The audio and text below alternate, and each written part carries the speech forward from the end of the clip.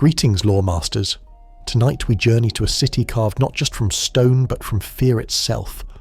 Markarth, the jewel of the Reach, glitters in the moonlight like a Dwemer crown half buried in ash. Even now you can almost hear the wind cutting through its metallic arches, echoing down stairways that never felt warm sunlight. And as the Dragonborn wanders those narrow terraces for the first time, there's this strange, unsettling truth hovering in the air. Beauty and danger are holding hands, smiling at you with the exact same teeth. You might imagine yourself standing at the city gate, torchlight flickering on bronze pipes and ancient gears. Tourists don't survive long in Markarth after all, let's be honest. You probably wouldn't last 10 minutes without an enchanted set of boots, 3 potions of vigorous healing, and a friend who can Fusrodar the problems away. But that's what makes nights like this so comforting. There's no danger here, just stories, whispers, and that slow, easy drift into sleep. So, before you get comfortable, take a moment to like the video and subscribe, but only if you genuinely enjoy what I do here. And while you're at it, drop your location and your local time in the comments below. It's always fun seeing where everyone's drifting off from. Now, dim the lights, maybe turn on a fan for that soft background hum, and let's ease into tonight's journey together. The Dragonborn steps into Markarth at dusk, the city glowing gold and orange like an oven left to burn too long. Massive stone walls rise around them, Dwemer stone cold and perfectly cut, smoother than anything hammered by human hands.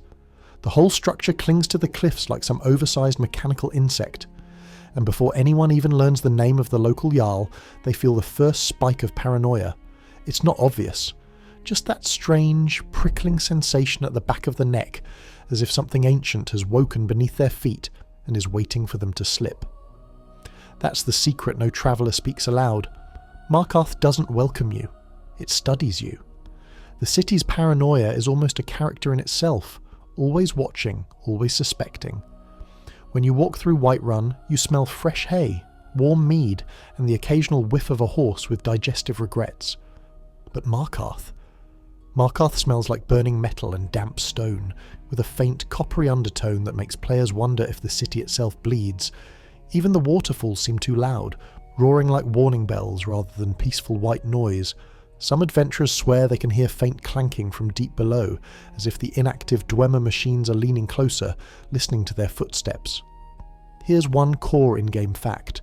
Markarth was literally built inside the ruins of Nchuand-Zel, a massive Dwemer stronghold. Unlike other cities, which use dwarven ruins as foundations or quarries for building materials, Markarth is the ruin. Every home, every shop, every guard tower, all repurposed from long-dead dwarven architecture.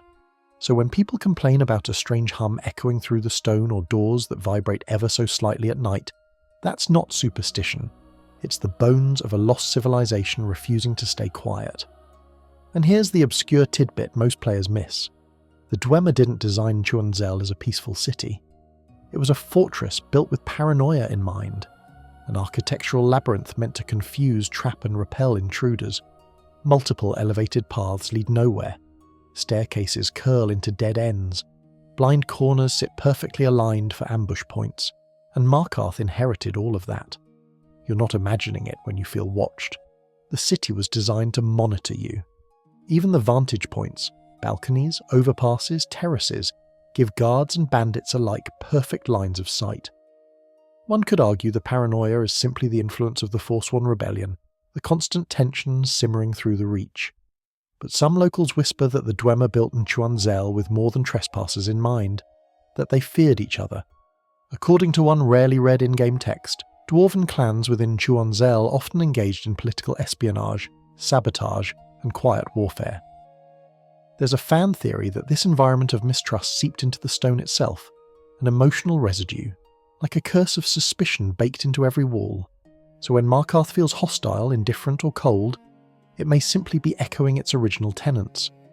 Players joke that Markarth is the Skyrim city with anxiety, but it's more than that. It's a city where the moment you enter, someone is murdered at your feet. A city where the guards glare at you like they've caught you red-handed, even when you haven't done anything worse than sneeze. A city where the nobility watches from balconies, their glances sharp as knives.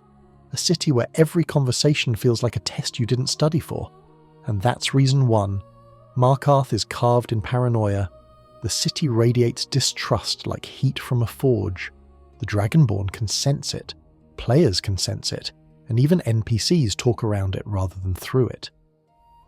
There's that abrupt Forsworn attack that greets new travellers almost instantly, which we'll dive into later, but think of how that moment feels in real time.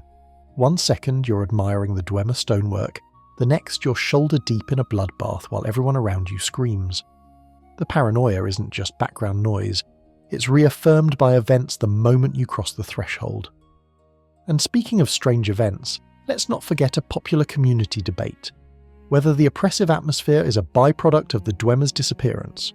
Some fans believe the city holds psychic scars from the moment the dwarves vanished, that in places like Mzulft and Blackreach the emptiness feels grand, but in Markarth it feels alive, as if something was violently ripped away. Others argue that the Silver-Blood family's iron-fisted rule created the tension. Still others think the Forsworn's guerrilla war stained the city's aura permanently. But almost everyone agrees on one thing. Markarth feels wrong. Even the Dragonborn feels it in small moments, like the chill that creeps up their arm as they pass the Hall of the Dead, or the lingering echo under their boots when they cross the main bridge. At night, the lights flicker against the metal walls with this strange, almost pulsing rhythm, like the city's exhaling. Players who explore the ruins under Markarth often mention how the oppressive verticality, architecture towering above and pits yawning below, makes them feel trapped in a giant stone throat. And yes, for our first light joke, if Markarth were a throat, it would absolutely be the kind that clears itself loudly before saying something passive-aggressive. As the Dragonborn wanders deeper, they notice another odd pattern. Everyone looks tired. Not physically exhausted, emotionally worn down like they've been living on the edge of something dangerous for years. The vendors are polite enough, but every sentence ends like a half-whispered prayer.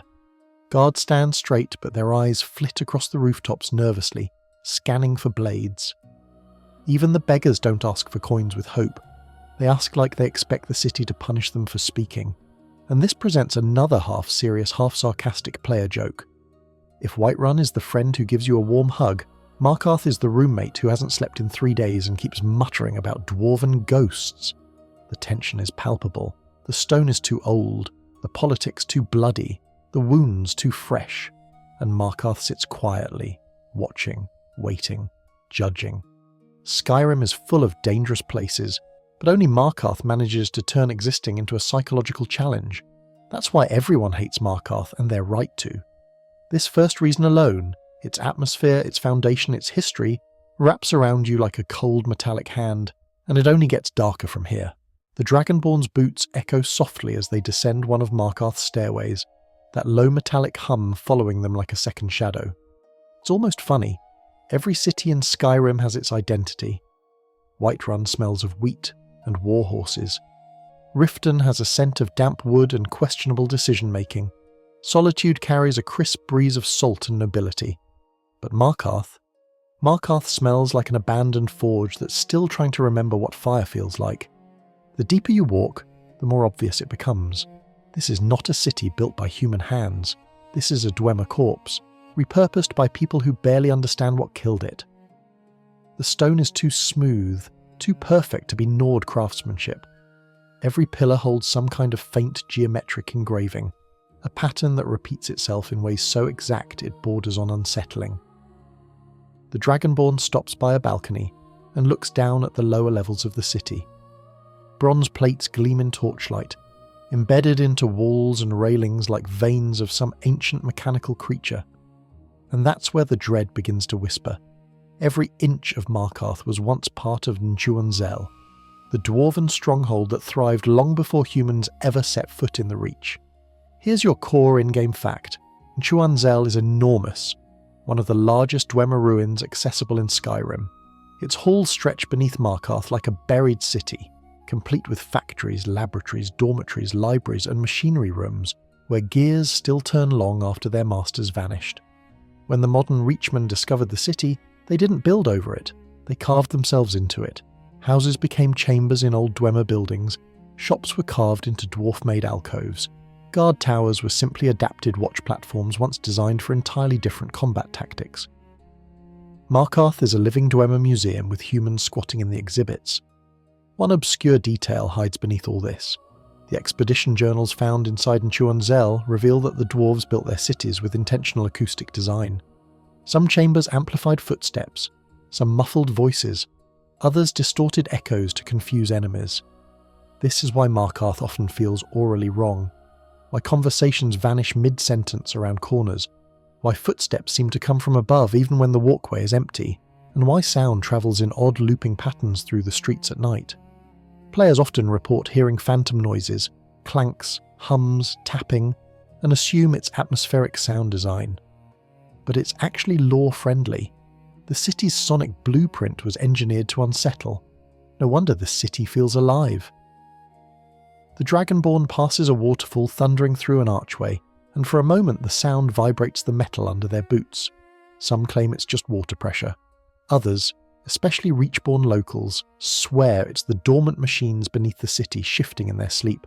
There's a fan theory that certain pipes in Markarth are connected to still functioning dwarven constructs deep below, and those pipes breathe faint steam into the city at night. Players who explore Nchuand-Zel notice that even after thousands of years, many machines remain intact. Some clatter to life the moment the Dragonborn approaches, as if waking abruptly from a centuries-long slumber. Imagine then living above that. It's said that certain Markarth homes experience strange vibrations during cold nights. Plates rattle, doors creak open without a breeze, furniture shifts slightly toward the walls. One merchant even mentions hearing singing beneath their floorboards, low, metallic humming patterns, like a lullaby written in tones only machines understand. Most citizens chalk it up to the pipes, but the Dragonborn, who has walked through Blackreach and seen glowing mushrooms taller than giants, knows better than to shrug off strange sounds in a Dwemer ruin. Consider this humorous thought. If the Dwemer ever returned, they'd probably take one look at Markarth and say, "Who let the Nords remodel?" And honestly, they'd have a point. Their pristine metalwork is now decorated with cooking pots, goat cheese wheels, and the eternal Skyrim aesthetic of clutter that falls off shelves when you breathe too hard. But beneath that joke hides something serious. Nchuand-Zel was a fortress designed during a period of rising tension among Dwemer clans.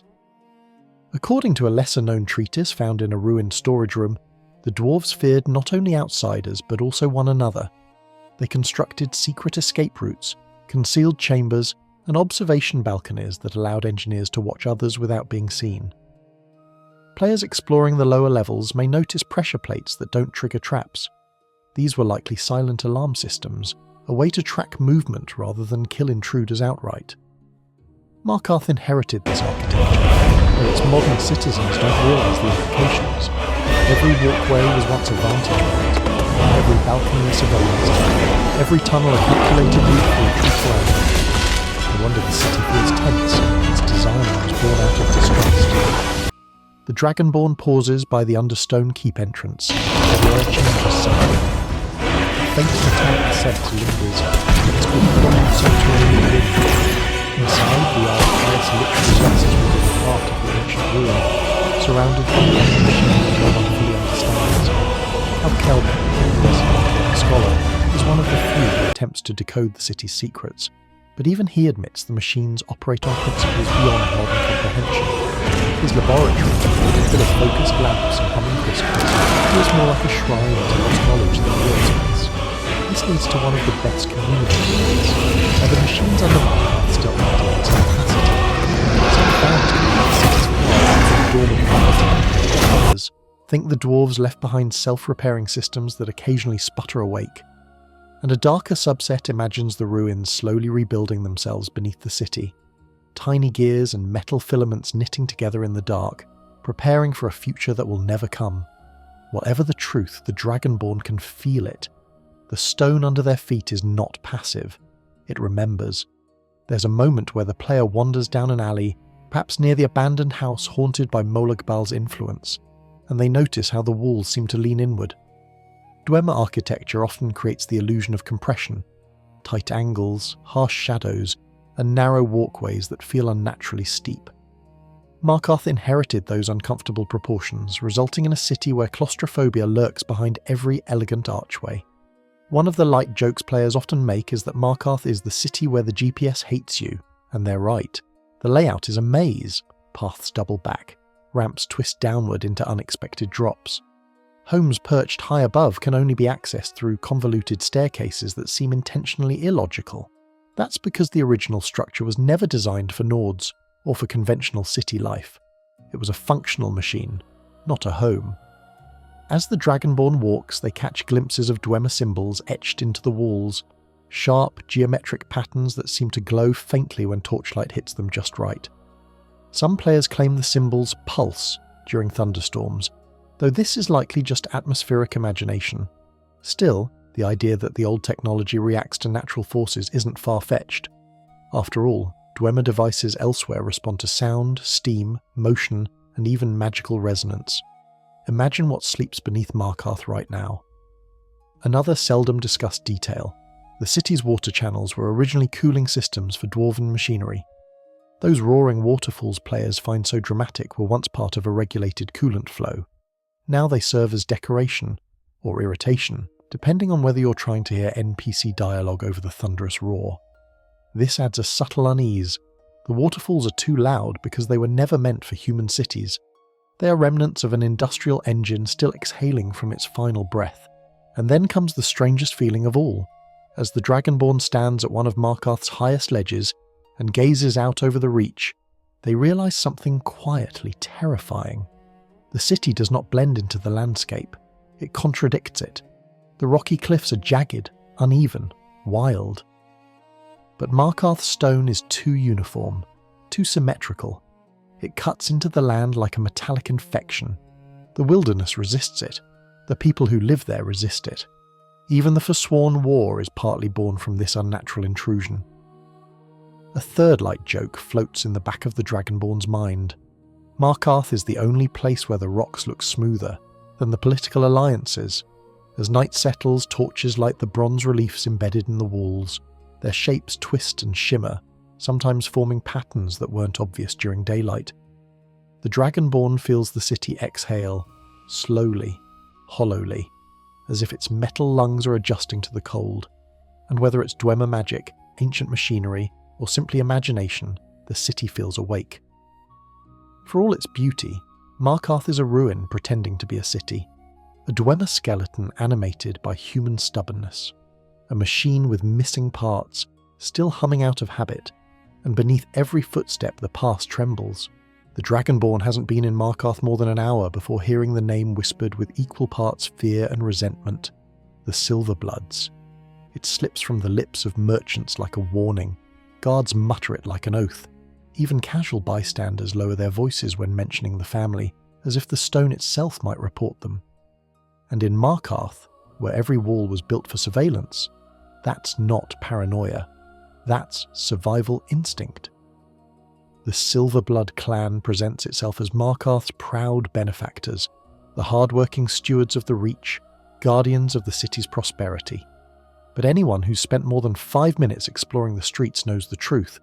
They don't guard Markarth, they own it. Every corridor, every coin purse, every guard's patrol route bends around their influence like metal drawn to a magnet. As the Dragonborn approaches the Silver-Blood Inn for the first time, the atmosphere shifts. The patrons go quiet. The barkeep watches with a calculating look. There's a heaviness, an implicit reminder that stepping into this establishment means stepping into their territory. And it becomes immediately clear, this family's influence is suffocating, a stranglehold that blurs the line between governance and crime syndicate. Here's your core in-game fact. The Silver-Blood family owns Cidhna Mine, the only prison in Skyrim that doubles as a profitable silver operation. Prisoners sent there don't simply serve time, they produce wealth for the Silver-Bloods. Worse, they often never leave. It's an open secret in Markarth that the family uses the mine as a personal tool of punishment and control. If you cross them, you vanish. If you threaten their power, you become labour. If you dare investigate them, well, we all know what happened to Eltrys, though we'll reach that wound later. But the shadow stretches far beyond the mine. Nearly every shopkeeper in Markarth pays them protection, whether openly or through the careful avoidance of names.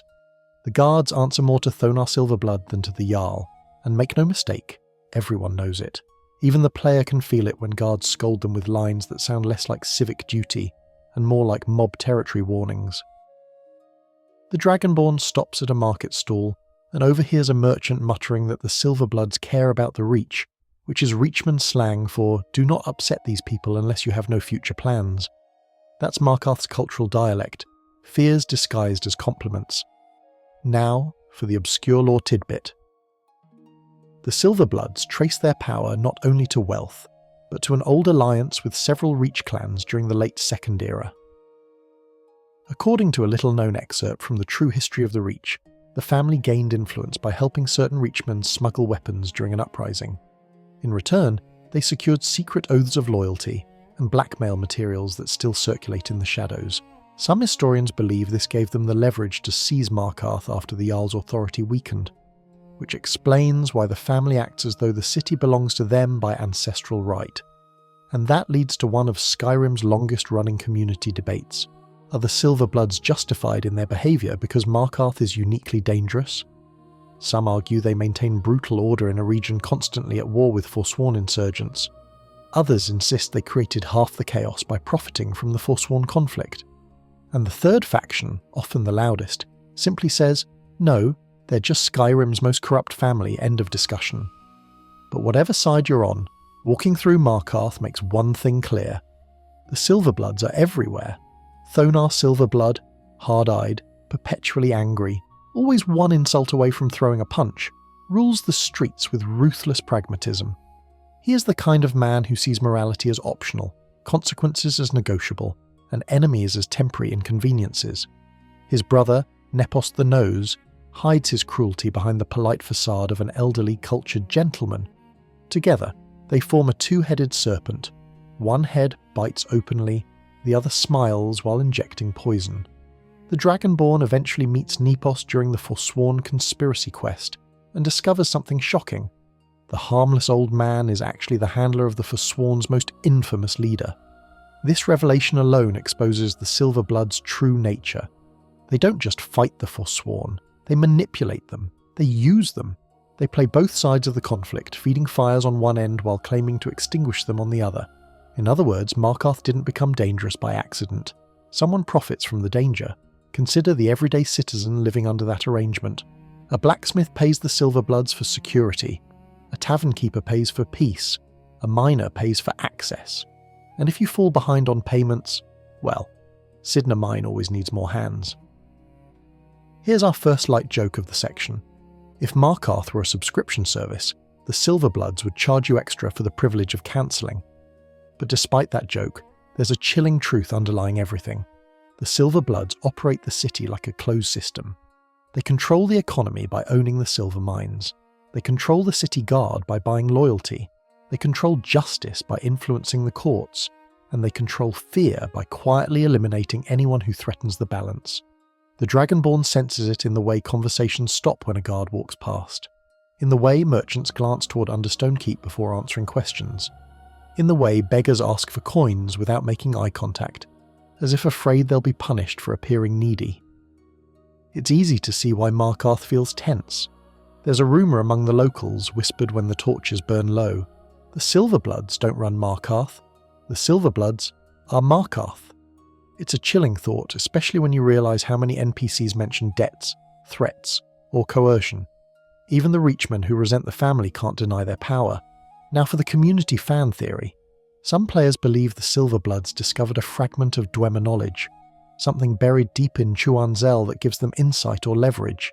It's a fringe theory, but it pops up often enough that it deserves acknowledgement. The idea goes that their wealth alone couldn't buy this level of influence, not unless they found something ancient, powerful, and valuable enough to keep multiple factions in line.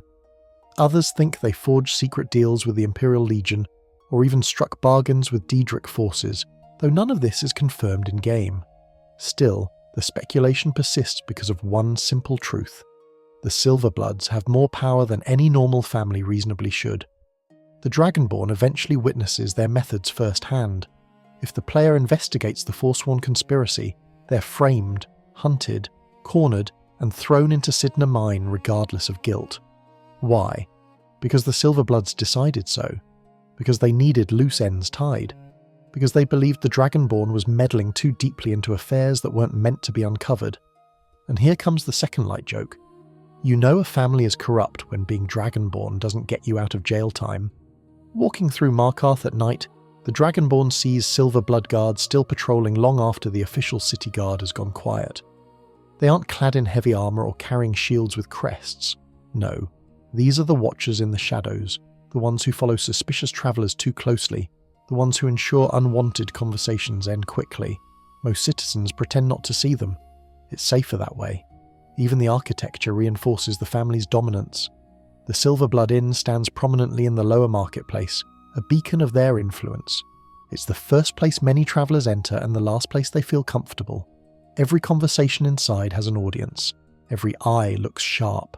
Every silence feels strategic. And yet, here comes the third light joke. For a family obsessed with power, their cooking isn't great. The food served in the Silver-Blood Inn tastes like someone seasoned it with anxiety. Still, humour or not, the Dragonborn feels the truth settling like dust. This isn't leadership, it's occupation. The Silver-Blood's influence writhes into every corner of the city. Politics, trade, crime, justice, vengeance. It turns Markarth's streets into pressure chambers, filled with people who smile because they must. That's why everyone hates Markarth.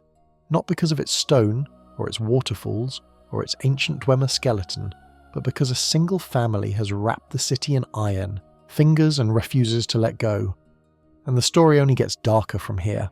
By the time the Dragonborn climbs a narrow stairway overlooking Markarth's lower tiers, the city feels like a pressure cooker.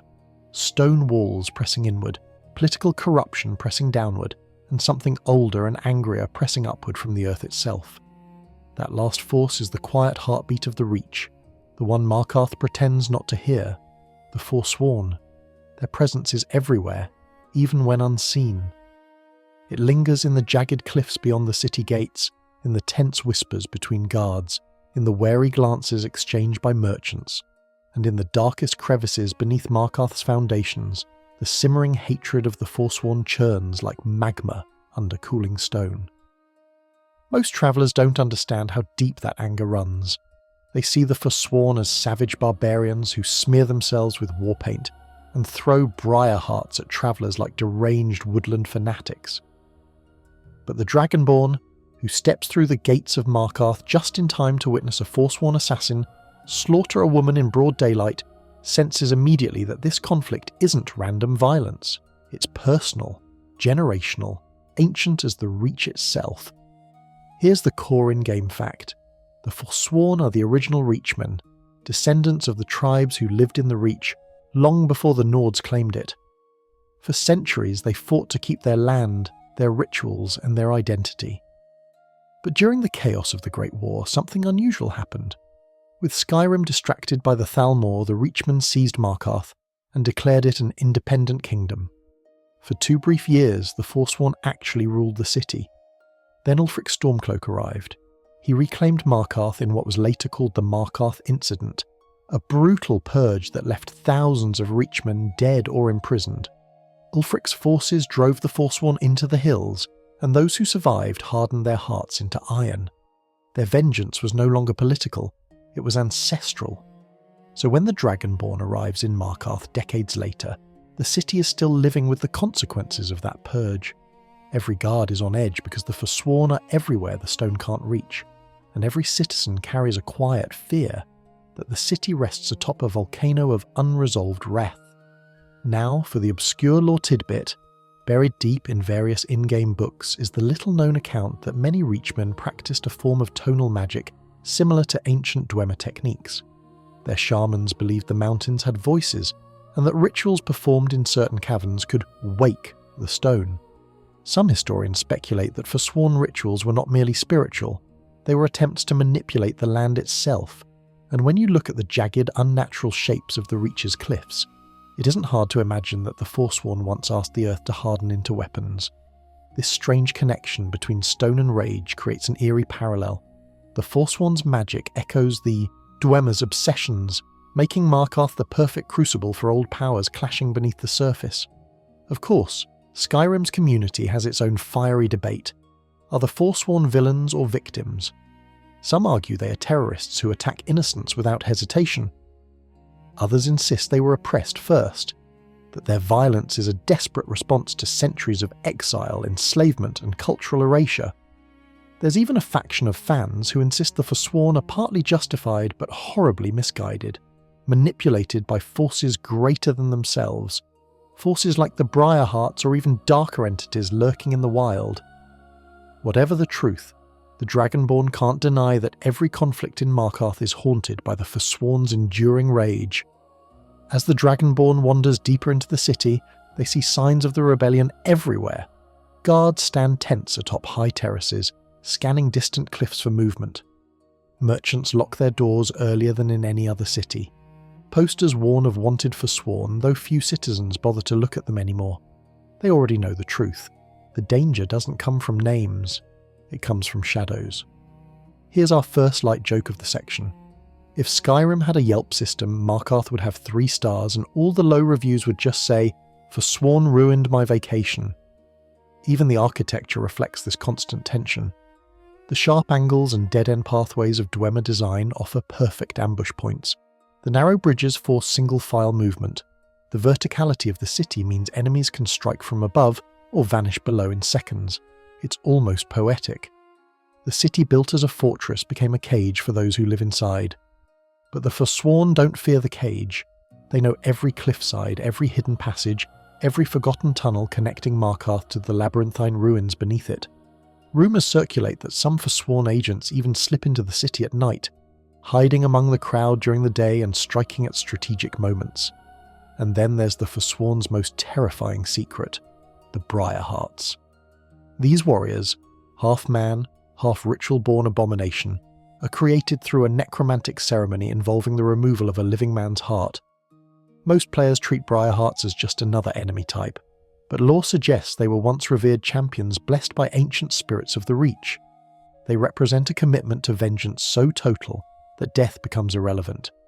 Imagine the psychological weight that puts on Markarth. You're not just fighting bandits, you're fighting zealots sculpted from grief and rage. The Dragonborn overhears a conversation between 2 guards near the Shrine of Talos. One mutters that some Forsworn wear armour crafted from bones of fallen Nords. The other insists that's nonsense. They use animal bones, not human ones. But neither guard sleeps peacefully afterward. In Markarth, rumours have a way of becoming nightmares that feel true. A lesser discussed detail. The Forsworn maintain alliances with hagravens, twisted witches who splice magic and flesh. Their cooperation suggests the Forsworn's rebellion isn't merely political. It's mystical, spiritual, and deeply tied to ancient pacts. Many players don't realise that hagravens view the Reachmen as potential vessels for power, making the Forsworn both partners and sacrifices in a grotesque symbiosis. Now comes our second light joke. The only thing scarier than a hagraven ceremony at midnight is realising your companion Lydia wandered off during it to carry your burdens. Every time the Dragonborn returns to Markarth after fighting Forsworn in the wild, the city feels even more unstable. It's as though Markarth tries to pretend nothing is wrong.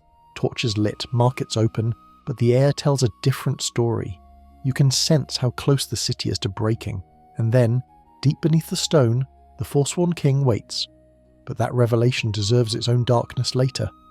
For now, the Dragonborn stands at the city overlook, the wind of the Reach biting at their cheeks, and they understand something profound. Markarth is a city under siege from within. The Forsworn aren't just rebels, they're the ghosts of a stolen kingdom clawing their way back to the throne, and the stone remembers every wound. That's why Markarth feels so hateful, so tense, so brittle. Because beneath its gleaming metal, the rage of the Forsworn never sleeps. And the deeper we go, the sharper their story becomes.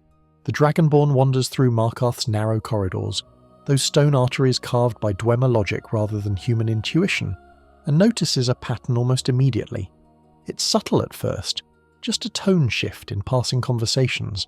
A guard barking too sharply, another watching the Dragonborn with a little too much interest, a third leaning on his spear not with boredom, but with the relaxed confidence of someone who knows the laws don't apply to him. In most Skyrim cities, Guards are annoying in a familiar, comforting way, nagging about arrows to knees, asking about stolen sweet rolls, occasionally reminding you that shouting at chickens is frowned upon. But in Markarth, the guards don't feel like peacekeepers, they feel like predators. Not wild predators, worse, leashed predators, owned, commanded and pointed in whatever direction the Silver-Bloods choose. Here's the core in-game fact. Markarth's guards answer to the Silver-Blood family far more than to the Jarl. Jarl Igmund sits on his throne like a polite decoration. But the real power, the real enforcement, that's Thonar Silver-Blood and his personal grip over the city's soldiers. These guards enforce the Silver-Blood version of justice, which is less protect and serve and more intimidate and obey.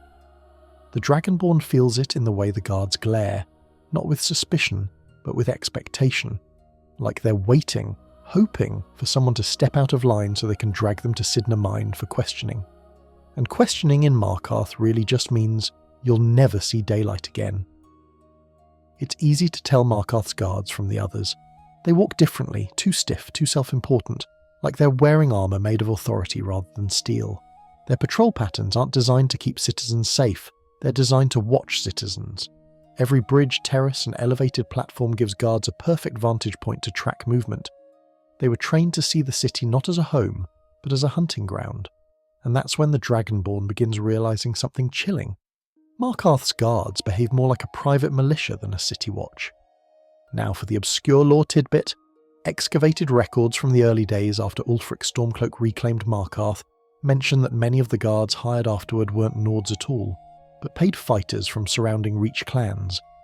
These men were chosen not for loyalty to the crown, but for their willingness to enforce harsh rule. Over time, their descendants formed the backbone of Markarth's guard force, men raised to believe brutality was tradition. It's no wonder the guard lines in Markarth are uniquely hostile. We're watching you. We know who you are. You'll answer to the Silver-Bloods. Keep your hands clean. None of these lines are about justice. They're warnings disguised as caution. And then there's the infamous moment. Every player remembers it. When a guard approaches the Dragonborn during the Forsworn conspiracy quest, expression flat, voice cold, and says, "You're under arrest, by order of the Jarl, but really, Thonar Silver-Blood." That line alone proves everything. The city guard isn't neutral. It isn't fair. It isn't beholden to the law. It's an extension of the Silver-Blood's will. And here's our first light joke of the section. If the Silver-Bloods told Markarth guards to arrest the sun for rising, they'd draw their swords and ask which direction to charge. But beneath that humour lies something grim. The guards aren't just corrupt, they're terrified. They know what happens to those who oppose the family. Some have seen fellow guards disappear. Others watched old commanders replaced mysteriously overnight. Some whisper about a list, names of those who spoke too boldly, filed too many honest reports, or backed the wrong noble. The Dragonborn overhears two guards talking near the marketplace. One mutters that he saw a colleague dragged into Cidhna Mine for refusing to take a bribe. The other says nothing.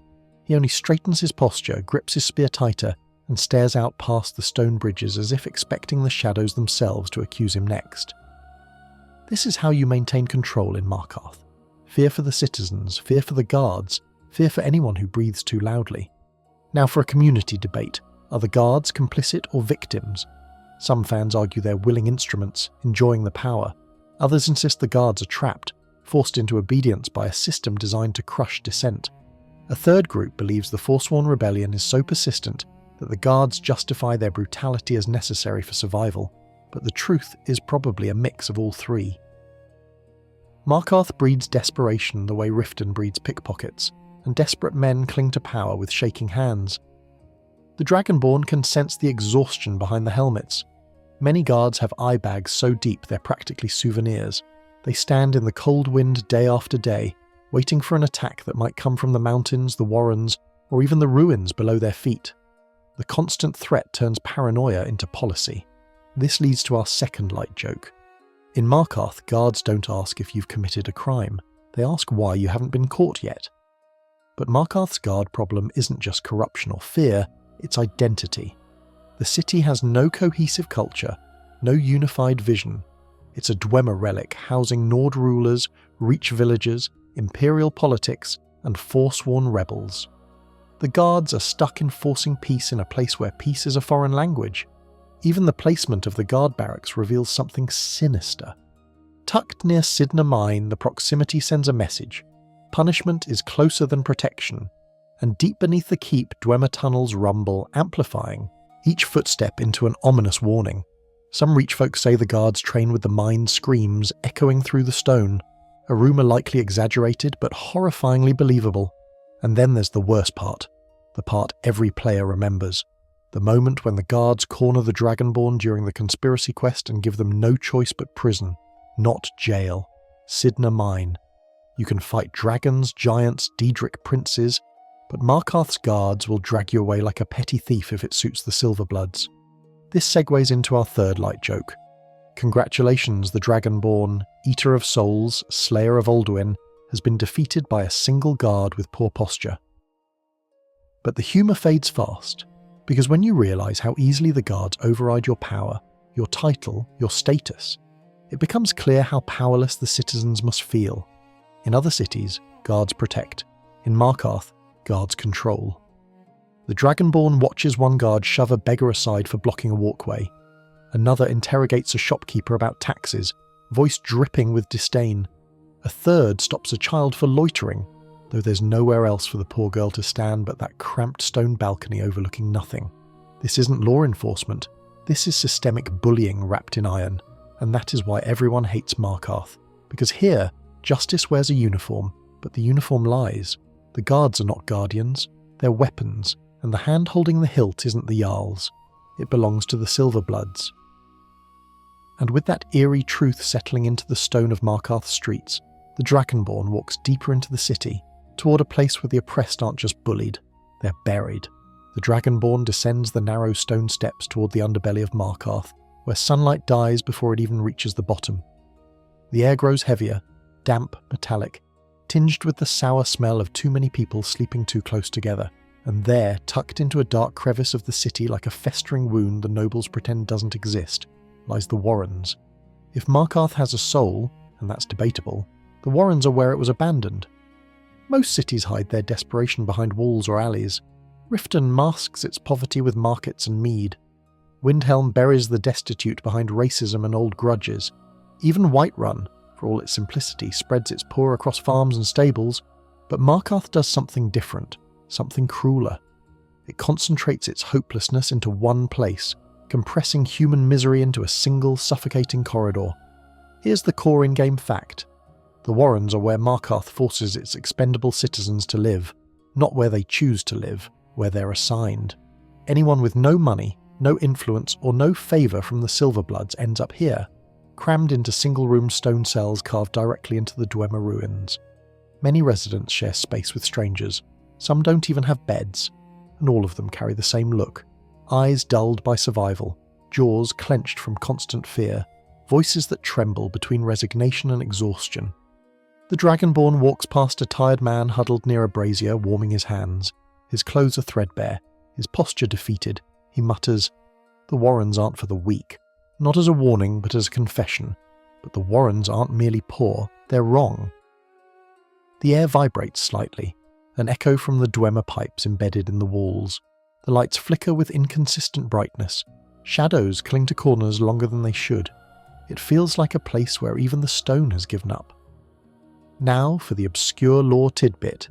Buried in an overlooked section of the founding of Markarth is the claim that the area now known as the Warrens once served as a Dwemer servitor quarter, a holding place for non-Dwemer workers and expendable personnel.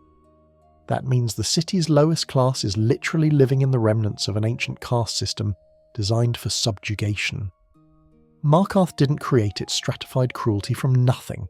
It inherited it, absorbed it into its architecture, like a parasite wearing a dead giant's skin. This detail gives birth to a chilling fan theory. The Warrens might be subtly influenced by tonal architecture, causing emotional degradation in those who live there. Some fans believe the Dwemer used acoustic pressure or resonant stone frequencies to suppress unwanted slaves or workers. If any fragment of that tonal magic still hums beneath Markarth, it could explain why the Warrens breed despair like mould. The Dragonborn steps into one of the side chambers where a gaunt man lies, coughing in a cot. His name is Garvey, a miner who can no longer work but has nowhere else to go. "We're all sick here," he rasps. "We all drink the same water." It's a reminder that suffering in the Warrens is not isolated. It spreads.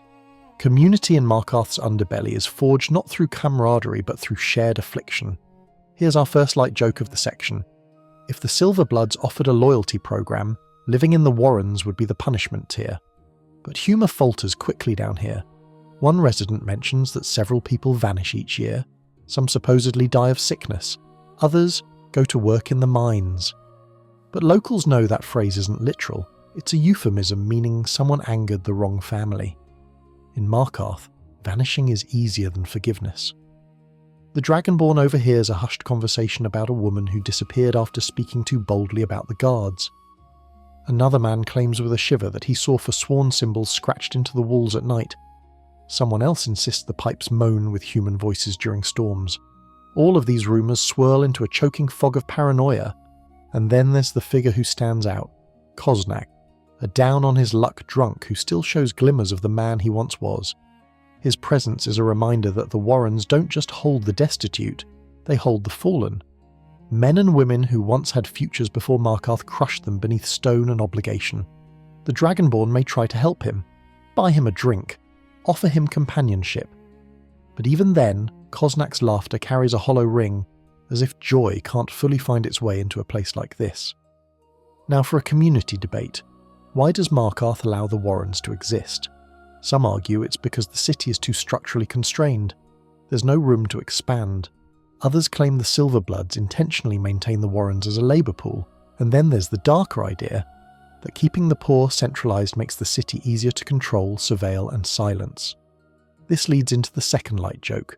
Markarth's urban planning motto should be, if we ignore the problem, maybe it will stay in the basement. But nothing in Markarth stays neatly contained, not even misery. The Warrens are a breeding ground for Forsworn sympathisers, undercover agents, and desperate individuals willing to take risks others wouldn't. Hatred festers here, not because the people are violent, but because they've been abandoned for so long that the idea of rebellion becomes the only thing left with heat. One night, as the Dragonborn explores, a woman mutters, "The Reach belongs to the Forsworn." It's not a threat, it's a prayer, a whispered hope that someone, anyone, might break the cycle choking Markarth's poorest. This reveals something important. The Forsworn uprising didn't begin in the mountains. It began in places like this, places where people were stripped of dignity, safety and hope until anger became their final possession. The walls of the Warrens hold stories of miners broken by Cidhna Mine, families torn apart by Silver-Blood greed, children who grew up believing the world ends at the top of the staircase because they've never been allowed to dream beyond it. And here comes our third light joke. If Markarth offered guided tours, the Warrens would be the part they accidentally skip every time. But the truth is darker. The Warrens are more than poverty. They're a symbol of Markarth's moral decay, a reminder that the city's gleaming stone masks a heart of rust. As the Dragonborn leaves the dim corridors behind, they can't shake the feeling that the Warrens aren't just a place, they're a warning, a glimpse of what Markarth becomes when humanity is stripped away. And in a city ruled by fear, paranoia and corruption, humanity is running out. The Dragonborn steps back into the light of Markarth's upper terrace, and for a moment the city seems peaceful, waterfalls roaring, braziers flickering, stone gleaming gold under the Reach's unforgiving sky. But Markarth never lets you enjoy that calm for long. The city has a habit of reminding visitors, violently, that it was built on broken bones and stolen land.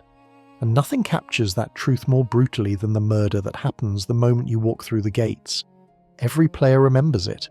You step inside, glance around, admire the Dwemer architecture, maybe even think, wow, this place is gorgeous. And then, without warning, a man screams, pulls a dagger, and buries it into a merchant woman's chest right in front of you. Blood sprays across the stone. People scatter.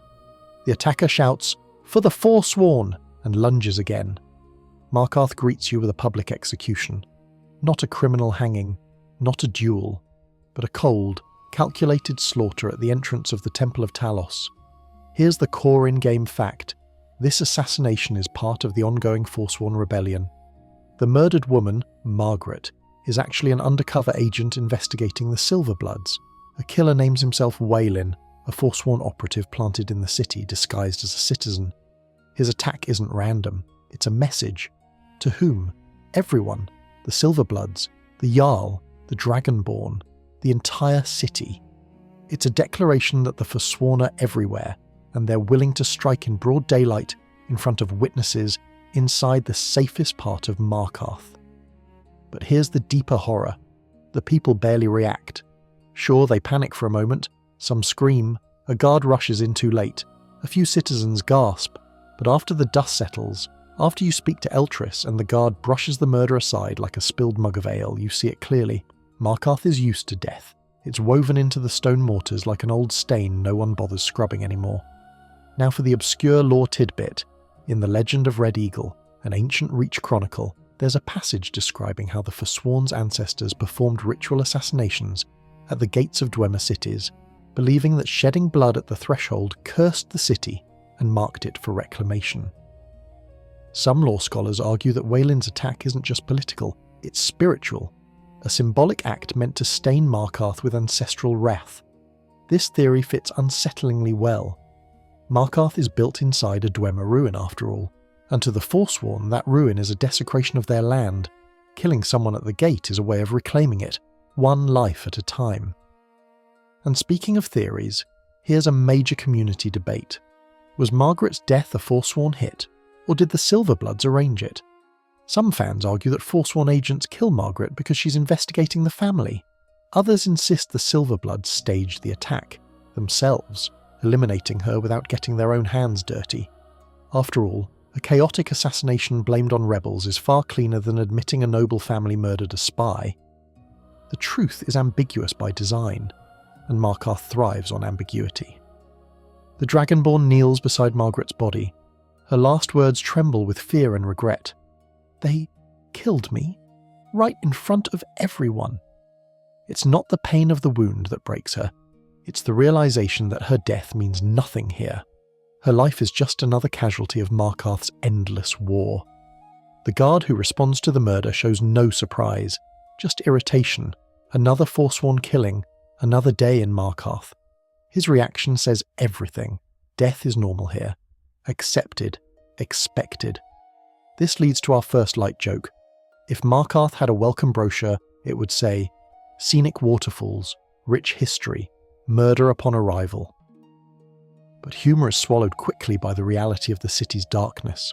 The Temple of Talos, where the murder happens, is symbolic on its own. It's a place of worship outlawed by the Thalmor, a place of resistance, a place the Reach folk never accepted. So the blood spilled there isn't accidental. It's a challenge to the city's power structures, to its faith, to its identity. The Dragonborn can't help noticing something else. Margaret wasn't wealthy. She didn't look powerful. She seemed like a travelling merchant. But her journal reveals secrets. Her mission to spy on the Silver-Bloods, her suspicions about their dealings, her fear. This raises another fan theory. Margaret underestimated Markarth. Many travellers do. They look at the city's splendour and forget it's a Dwemer fortress repurposed by desperate men. A place where deals are made in shadow, where alliances shift like cracks in the stone, where the wrong question can get you killed. Waylin's attack isn't isolated. It's part of a pattern. Small acts of violence meant to shake the city until it breaks. And then comes the second light joke. In Markarth, even the Forsworn have better timing than the guards. Because truly, the guards arrive late. Too late. Always too late. Their incompetence is either genuine or intentional. After the murder, Eltrys slips the Dragonborn a note and disappears into the city. This single moment, quiet, eerie, becomes the doorway to Markarth's darkest conspiracy. But even before the investigation begins, the Dragonborn senses the tremors beneath the city's facade. The citizens want to forget the blood. The guards want you to ignore it. The Silver-Bloods want you to move along. But the stone remembers. As the Dragonborn walks past the temple again later, the stain is still there. A faint smear of red against bronze and stone. a mark the city refuses to wash away, as if the ground itself wants to hold on to the memory. This site becomes symbolic throughout the Dragonborn's journey. It's where the conspiracy begins, it's where secrets surface, it's where the lies start to unravel. And it's where players realise Markarth isn't broken, it was built this way. Now for the third light joke. Markarth joins the Skyrim Tourism Council. Come for the architecture, stay because someone stabbed you. But beneath the humour is the real reason this moment shapes how everyone views Markarth. It tells you, immediately and without mercy, what kind of city this is. A city that kills in front of temples, a city that shrugs at bloodshed, a city where truth hides behind stone and fear, a city at war, internally, eternally. This isn't ambience, this is identity, and the Dragonborn hasn't even met the Forsworn king yet. The Dragonborn approaches the mouth of Cidhna Mine, that infamous slit in the stone where prisoners vanish like swallowed ghosts, and immediately the temperature seems to drop. The air grows cold, metallic and stale, like the breath of an iron beast that has been sleeping far too long. Any guard standing nearby recites the same line with smug indifference. No one escapes Cidhna Mine. It isn't a warning, it's a threat wearing a grin. And in Markarth, threats are just promises said politely. Cidhna Mine is not simply a prison. It's Skyrim's only privately owned penitentiary, run by the Silver-Blood family, fueled by fear and built atop Dwemer ruins that groan with ancient machinery. Other jails aim to punish criminals. This one aims to erase them. Here's the core in-game fact. Every prisoner in Cidhna Mine works. There are no cells, no rehabilitation, no justice, only endless labour. Prisoners mine silver until their bodies break, their spirits crack, or they die. And if the Silver-Bloods decide someone needs to disappear, this is where they send them. No trial, no evidence. Just an unfortunate person shoved through iron gates into a hell that smells of damp stone, sweat and hopelessness. The Dragonborn experiences this firsthand during the Forsworn conspiracy quest, when the guards frame them, no matter their status, titles or feats, and throw them into the mine. Dragons slain, civil wars ended, Daedric princes appeased. Doesn't matter. Markarth decides your fate now. It's one of the few moments in the game where you aren't simply arrested, you're robbed of agency. Your gear stripped, your choices removed, the city's corruption becomes a cage you can't shout your way out of. Inside Cidhna Mine, the Dragonborn sees the result of years, decades of abuse.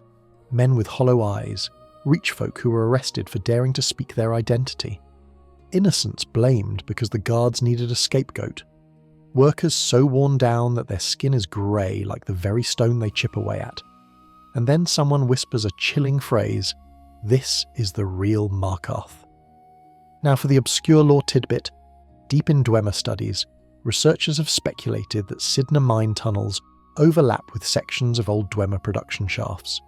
These shafts may have once been part of automated mining systems designed to harvest minerals using tonal vibrations. Some believe the persistent humming in the mine isn't wind or shifting rock, but residual tonal energy, still active in faint traces. Miners sometimes claim the mine sings at night. Others say the stone breathes. It's never enough to harm you, just enough to unnerve you. And Markarth lives for that feeling, fear sharpened into routine. This is where the community debates ignite. Is Cidhna Mine the worst place in Skyrim? Most players say yes. Even Blackreach, with its glowing horrors and stalking chorus, feels less claustrophobic. Other prisons let you breathe. But Cidhna Mine, with its Dwemer bones, Silver-Blood chains, and Forsworn ghosts drifting through the tunnels, it's oppressive in a way no dungeon can imitate. The Dragonborn meets the prisoners, broken in body but burning in silence. Some have forgotten what sunlight looks like, others speak of loved ones they'll never see again.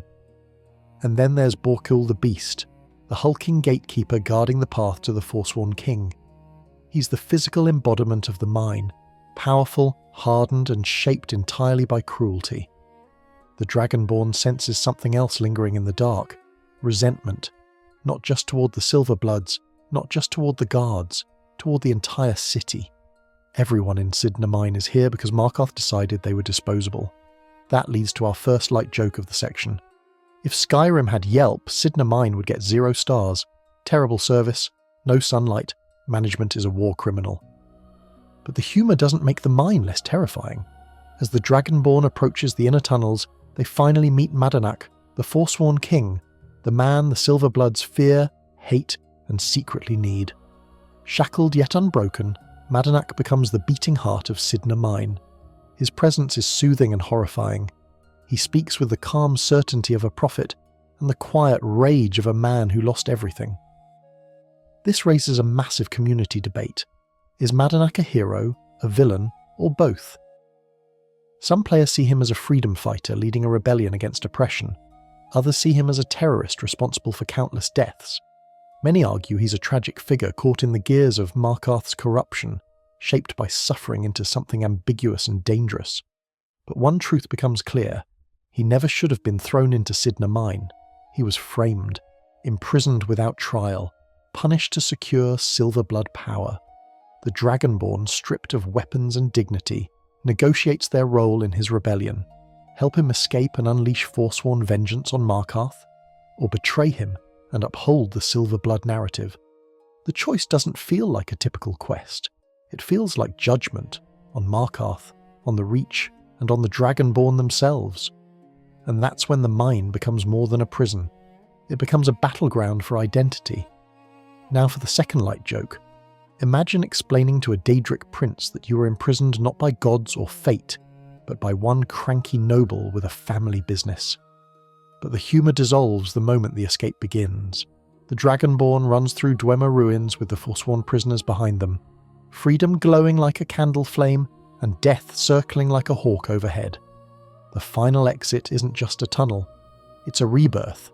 The Forsworn emerge painted with blood and vengeance. Madanach dons his ceremonial armour, and the Dragonborn steps out of the tunnel blinking at sudden sunlight, stripped of everything except choice.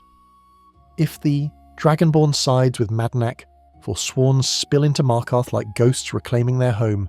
If they betray him, the Silver-Bloods tighten their grip and the cycle continues. But either way, the city is forever changed for the Dragonborn. Markarth never feels safe again, because they've seen what hides in its stomach. Here's our third light joke. The only thing worse than going to Cidhna Mine is getting out and realising your belongings are now scattered across Skyrim like someone rage quit your inventory. But beneath that joke lies the truth. Cidhna Mine is Markarth's rotten heart, a heart pumping misery, fear and injustice through every stone stairway, a heart that beats not to sustain life, but to crush it. Markarth isn't a corrupt city because of politics or rebels or ancient ruins. Markarth is corrupt because Cidhna Mine exists at all. And as the Dragonborn walks away from that iron gate for the first, or second time, they feel it. Markarth isn't merely dangerous, it's predatory, and it always hungers for one more life. When the Dragonborn first hears the name Madanach, it comes wrapped in fear. The king in rags, the Forsworn king, the man who started it all. Markarth speaks his name like a curse and a warning at once. To the nobles, he's a terrorist. To the guards, he's a problem solved by locking him away. To the Forsworn, he's something else entirely, a symbol that refuses to die, even when buried in stone. But by the time the Dragonborn has stood in front of Madanach in Cidhna Mine, face to face with the man behind the rebellion, the story isn't simple anymore. It becomes something uncomfortable, something messy. It becomes a question. Is Madanach a villain, or a victim who learned how to bleed back? The Dragonborn remembers that first moment in the dim torchlight of the mine, when Madanach sits on his makeshift throne, scraps of fabric hanging like a crown of exhaustion around his shoulders. His eyes aren't wild, they're calm, measured. He speaks with the cadence of a teacher rather than a warlord, and that's the first clue. This is not a man who started life as a butcher, this is a man who was made into one. Here's the core in-game fact. Madanach was once the legitimate ruler of Markarth during the brief period when the Reachmen reclaimed the city. He governed as a king recognised by his own people. For 2 fragile years, the Reach belonged to the Reachmen again. Then Ulfric Stormcloak and his men stormed the city, massacring Madanach's followers, imprisoning him and turning the Forsworn into hunted outcasts. From Madanach's perspective, the Nords are invaders. The Silver-Bloods are usurpers.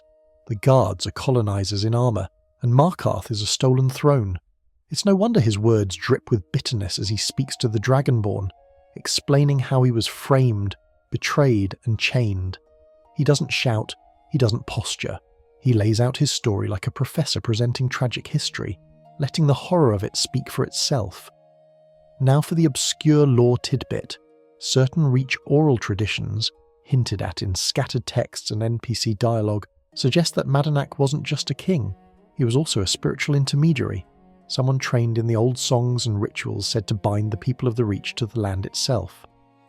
Some elders called him Stone Speaker, a title given to those who could interpret omens in rock slides, weather, and the murmurs of the mountains.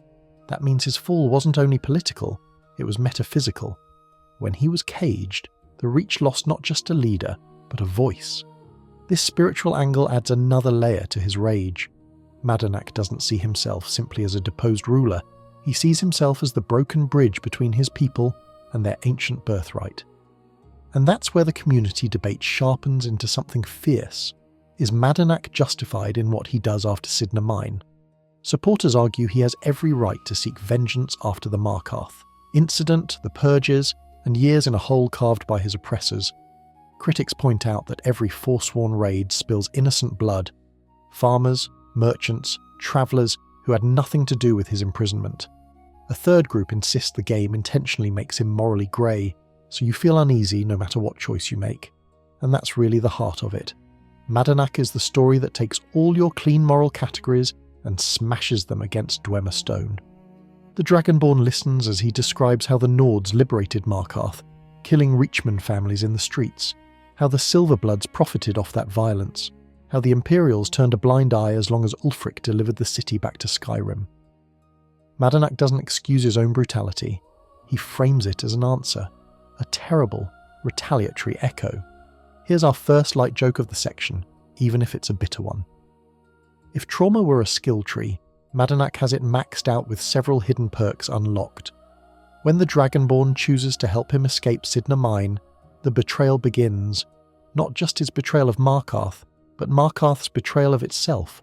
Prisoners rally around their king. The mine's iron doors open. Forsworn armour and paint return to their skin like memory made visible. Step by step, the king in rags becomes the king of the Reach again.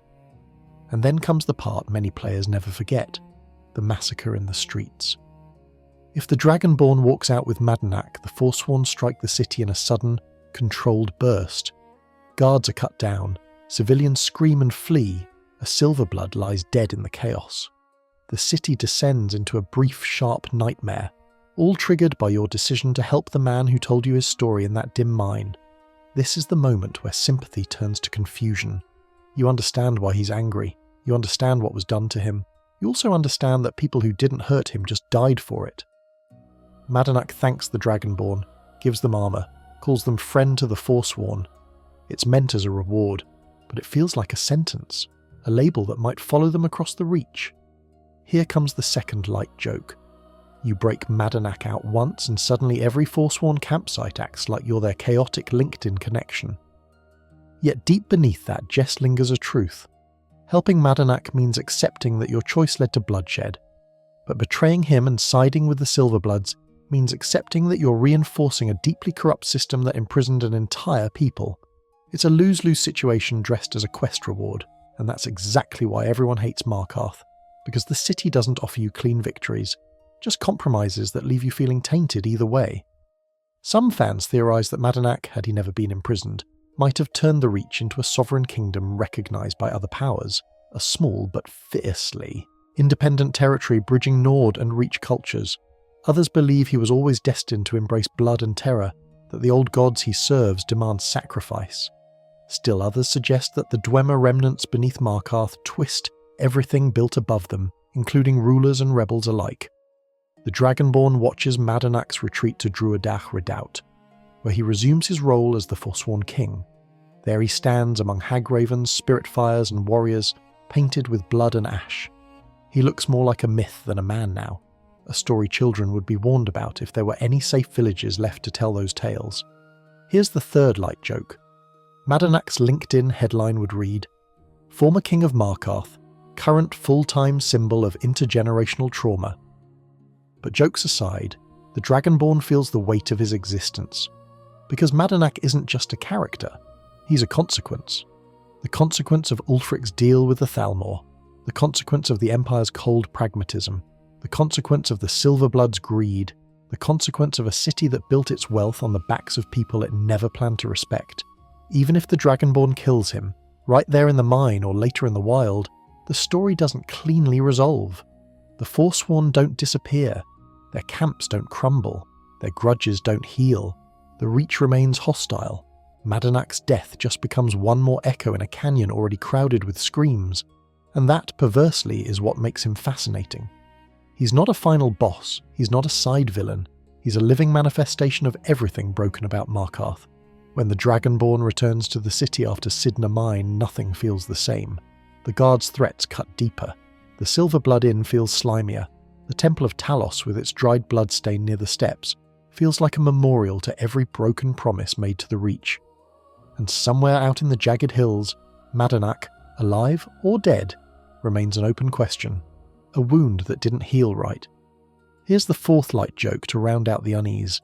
In Markarth, the moral of the story isn't good triumphs over evil, it's congratulations, you chose which flavour of awful you prefer.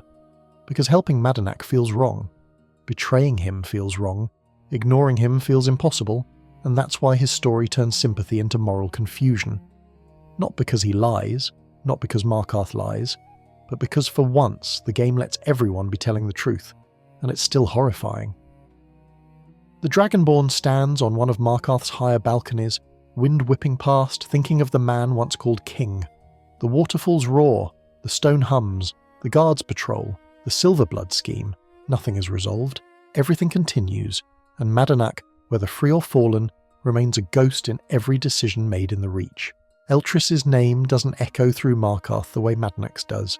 There are no curses whispered about him in taverns, no wanted posters with his face, no legends carved into stone.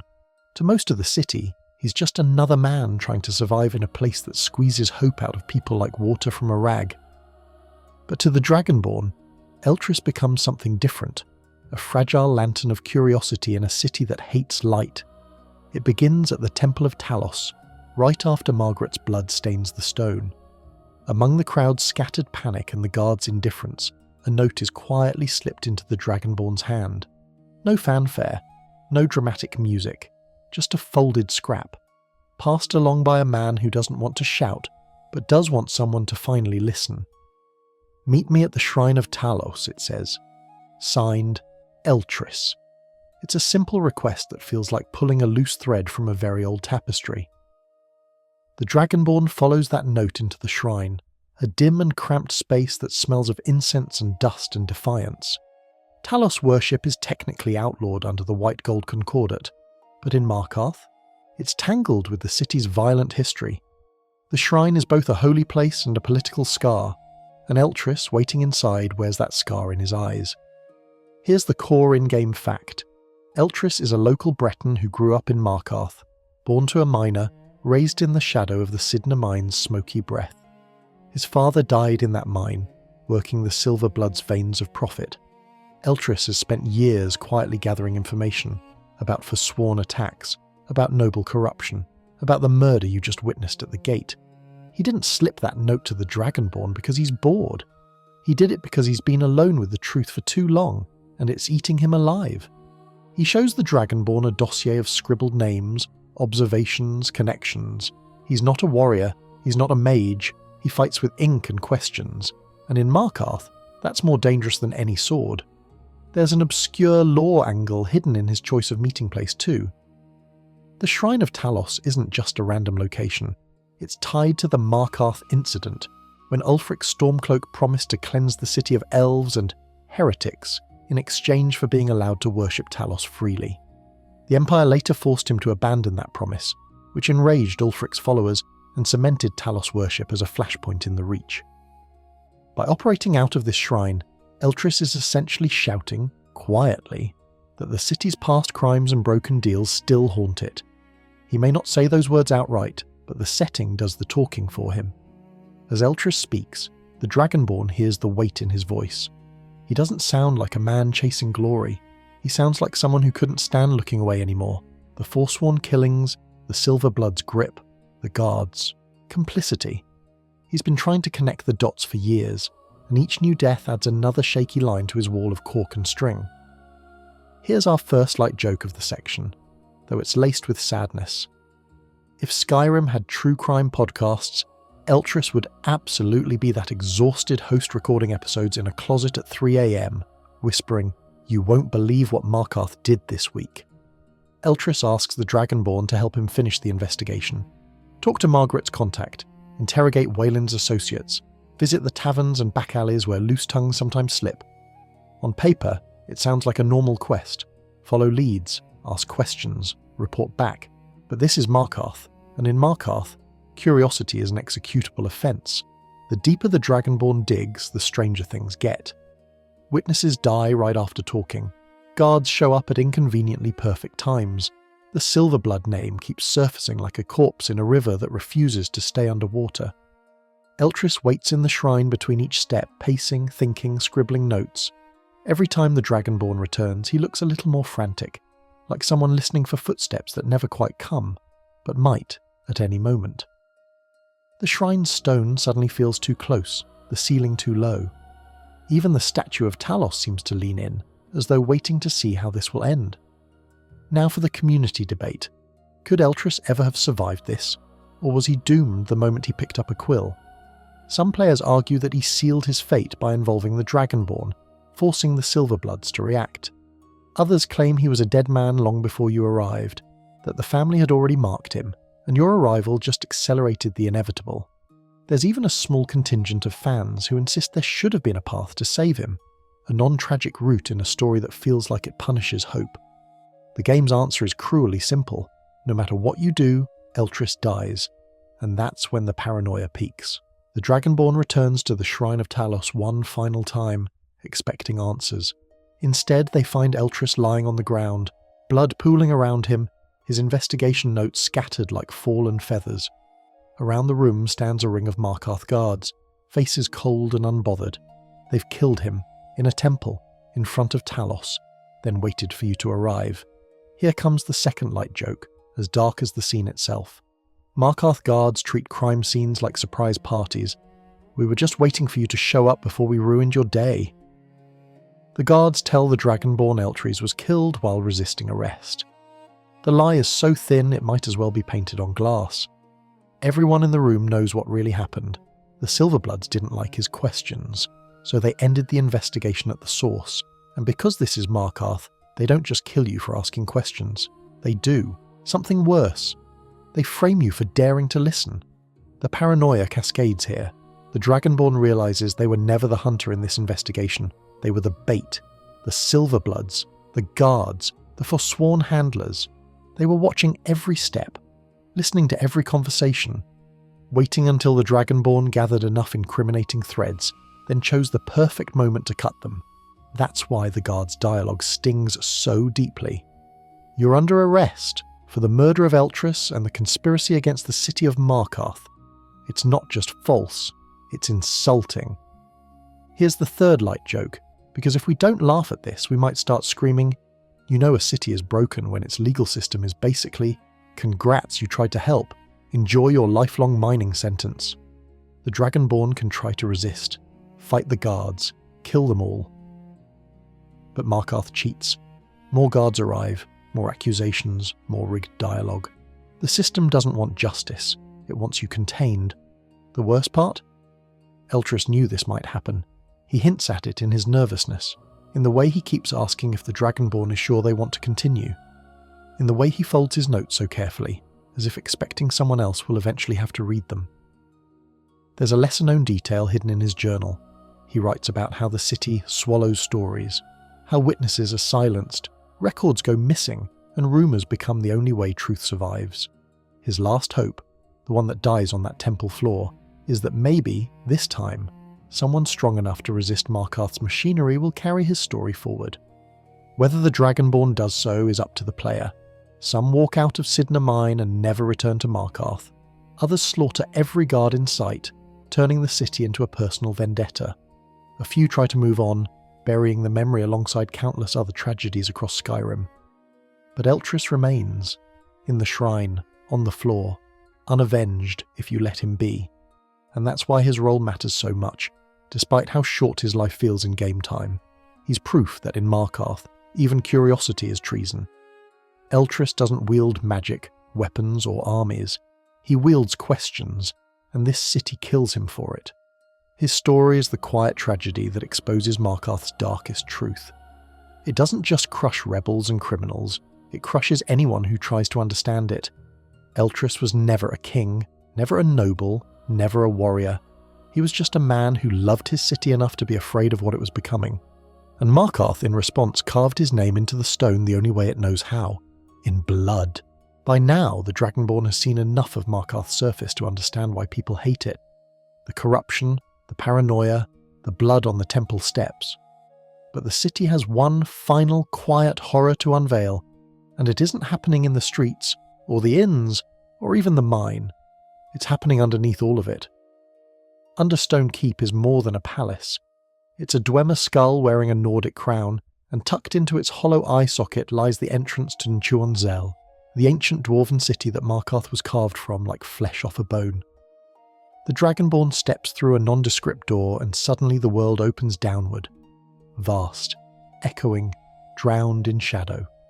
And down there, beneath the politics and power games, is a story of failure, arrogance, and an expedition that never came home.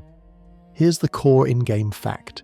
Nchuand-Zel is one of the largest Dwemer ruins in Skyrim, accessible through Understone Keep. Long before the Dragonborn arrives, a team of scholars and soldiers descended into the ruin under the leadership of expedition leader Staubin to map, study, and unlock its secrets. They expected knowledge, maybe glory. What they found was an apocalypse in slow motion. The Dragonborn doesn't learn this all at once. Instead, they follow it through scattered journals, bloodstains, and abandoned camps deep within the ruin. Each worn notebook is a dead voice whispering from the stone. Staubin writes optimistically at first, praising the grandeur of the city, marvelling at dwarven architecture, admiring the scale of the chambers. He speaks like a man convinced he will be the one to tame the past. Then the deaths begin. At first, it's an accident, a collapsed walkway, a misstep. Then it's strange creatures in the dark, Falmer and their chorus beasts slinking through the shadows like hatred with claws. The further the team pushes into Nchuand-Zel, the more their entries turn from scholarly notes into desperate pleas. The Dragonborn reads these accounts while standing in the exact spots they describe, surrounded by toppled Dwemer machines and skeletons still clutching rusted weapons. It's not just a failed mission, it's a catastrophe. Now for the obscure lore tidbit, Nchuand-Zel wasn't just another Dwemer city. According to fragments in the expedition notes and a few rare texts, it served as a research nexus, a place where tonal engineers experimented with manipulating not just sound and metal, but thought itself. Some scholars believe Nchuand-Zel was involved in early attempts to bind consciousness into machines, experiments that may have driven entire segments of the population underground, both physically and mentally. If that's true, then the ruin beneath Markarth isn't just a dead city. It's an abandoned laboratory full of unfinished, barely understood experiments. This dovetails with a popular fan theory, that something went wrong in Nchuand-Zel long before the famous Dwemer disappearance. Some players speculate that the ruins suffered an internal catastrophe, a tonal backlash, a runaway experiment, or a machine that refused to turn off, forcing a partial evacuation. The remaining dwarves either died or fell into madness, leaving broken automatons and unstable systems humming quietly in the dark. Whatever happened, the modern expedition never stood a chance. Here's our first light joke of the section. If you ever feel like you made bad life choices, just remember, at least you didn't sign up for unpaid internship Nchuand-Zel edition. As the Dragonborn moves through the ruin, the scale of the disaster becomes apparent. You find collapsed hallways where soldiers made last stands against swarming Falmer. You step past cooking supplies abandoned mid-use, as if breakfast was interrupted by screams. You pick up a journal where the ink trails off mid-sentence, leaving a final thought lost in a smear of panic. Each corpse is a punctuation mark in a sentence that ends inevitably with silence. And above all this, Calcelmo, the court wizard, still sends people down there. The Dragonborn can't avoid the irony. Up in Understone Keep, Calcelmo fusses over his notes, guards his Dwemer museum, and acts like the ruin is simply an academic playground with manageable dangers. Down below, skeletal evidence of the last manageable dangers lies scattered across the stone. This disconnect fuels another community debate. Is Calcelmo naive, ruthless, or just completely consumed by his work? Some players see him as a well-meaning but ethically blind scholar, willing to risk other lives for knowledge. Others think he's fully aware of the danger and just doesn't care so long as progress is made. A third camp believes he's a narrative foil for Markarth itself, a man so obsessed with what's beneath the surface that he forgets about the people dying to uncover it. Either way, the result is the same. The ruin below keeps claiming lives while the city above pretends it's simply under research. As the Dragonborn fights through Nchuand-Zel, they encounter the dual terrors that wiped out the expedition, Falmer and Dwemer constructs. It's a cruel triangle of conflict. Dwemer ghosts in the form of relentless spheres, spiders, and centurions. Falmer, once elves, now twisted, blind, and filled with a feral hatred. And humans, ignorant enough to walk straight into the crossfire. The ruins become a silent war memorial where none of the original combatants learned anything, and the new ones don't either. Here's the second light joke. Nchuand-Zel is basically Skyrim's worst group project. The Dwemer vanished, the Falmer mutated, the humans died, and no one turned the assignment in. The most haunting moment comes when the Dragonborn reaches Staubin's final journal and corpse. It's not spectacular. There's no dramatic last stand, no heroic pose, just a body crumpled in a forgotten corner, a man who thought he could outthink an entire dead civilization, and was wrong. His final writings are bleak. He admits they were unprepared. He laments the deaths of his team. He confesses that the ruin is too big, too hostile, too ancient to conquer. And in that admission, you hear something familiar. The same arrogance that birthed Markarth's current hell. The belief that humans can carve themselves safely into a Dwemer skeleton and own it. The Dragonborn takes his journal back to Calcelmo, who is solemn but not shocked. He thanks you, he pays you, and then he continues working. Nchuand-Zel does not close. It simply waits for more footsteps. Some players imagine that, over time, more expeditions will descend. More warriors, more scholars, more opportunistic thieves chasing rare Dwemer relics. Nchuand-Zel will keep grinding them down one at a time. The Falmer will keep eating what they can catch. The machines will keep attacking anything that moves. Markarth simply shrugs and calls it progress. Here's the third light joke. If Markarth had a motivational poster, it would say, "Shoot for the stars. If you miss, at least your bones will decorate Nchuand-Zel." But beneath the sarcasm lies the real reason this catastrophe matters to the city above. Every time someone dies in Nchuand-Zel, whether a guard, a scholar, or a curious adventurer, that loss radiates upward. Families mourn, workers whisper. The sense that Markarth is balanced on something cursed intensifies. You can feel it even if you never step foot in the ruin. The tension, the superstition, the way people talk about down there, as if it's not just a place, but a mouth that occasionally chews and swallows. And it is, because Nchuand-Zel isn't finished, it's just quiet. There's a fan theory that the ruins' machines are slowly repairing themselves, piece by piece, gear by gear. That one day, some distant descendant of Calcelmo will wake up to find the lower city humming with full power again, centurions marching in procession, lights flickering on in forgotten chambers, tonal vibrations shaking the foundations of Markarth like an earthquake made of sound. If that ever happens, Markarth won't just sit above a catastrophe. It will become one.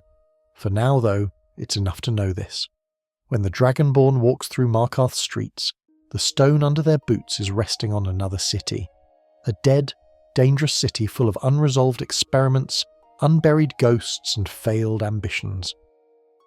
The people above live their lives amidst politics and crime, never really acknowledging that beneath their homes lies the tomb of an entire civilization that thought it could control the world, until the world proved it wrong. Markarth is repeating the same mistake on a smaller scale. The Silver-Bloods think they control the city. The Jarl thinks he governs. The Forsworn think they'll reclaim it. Calcelmo thinks he understands it.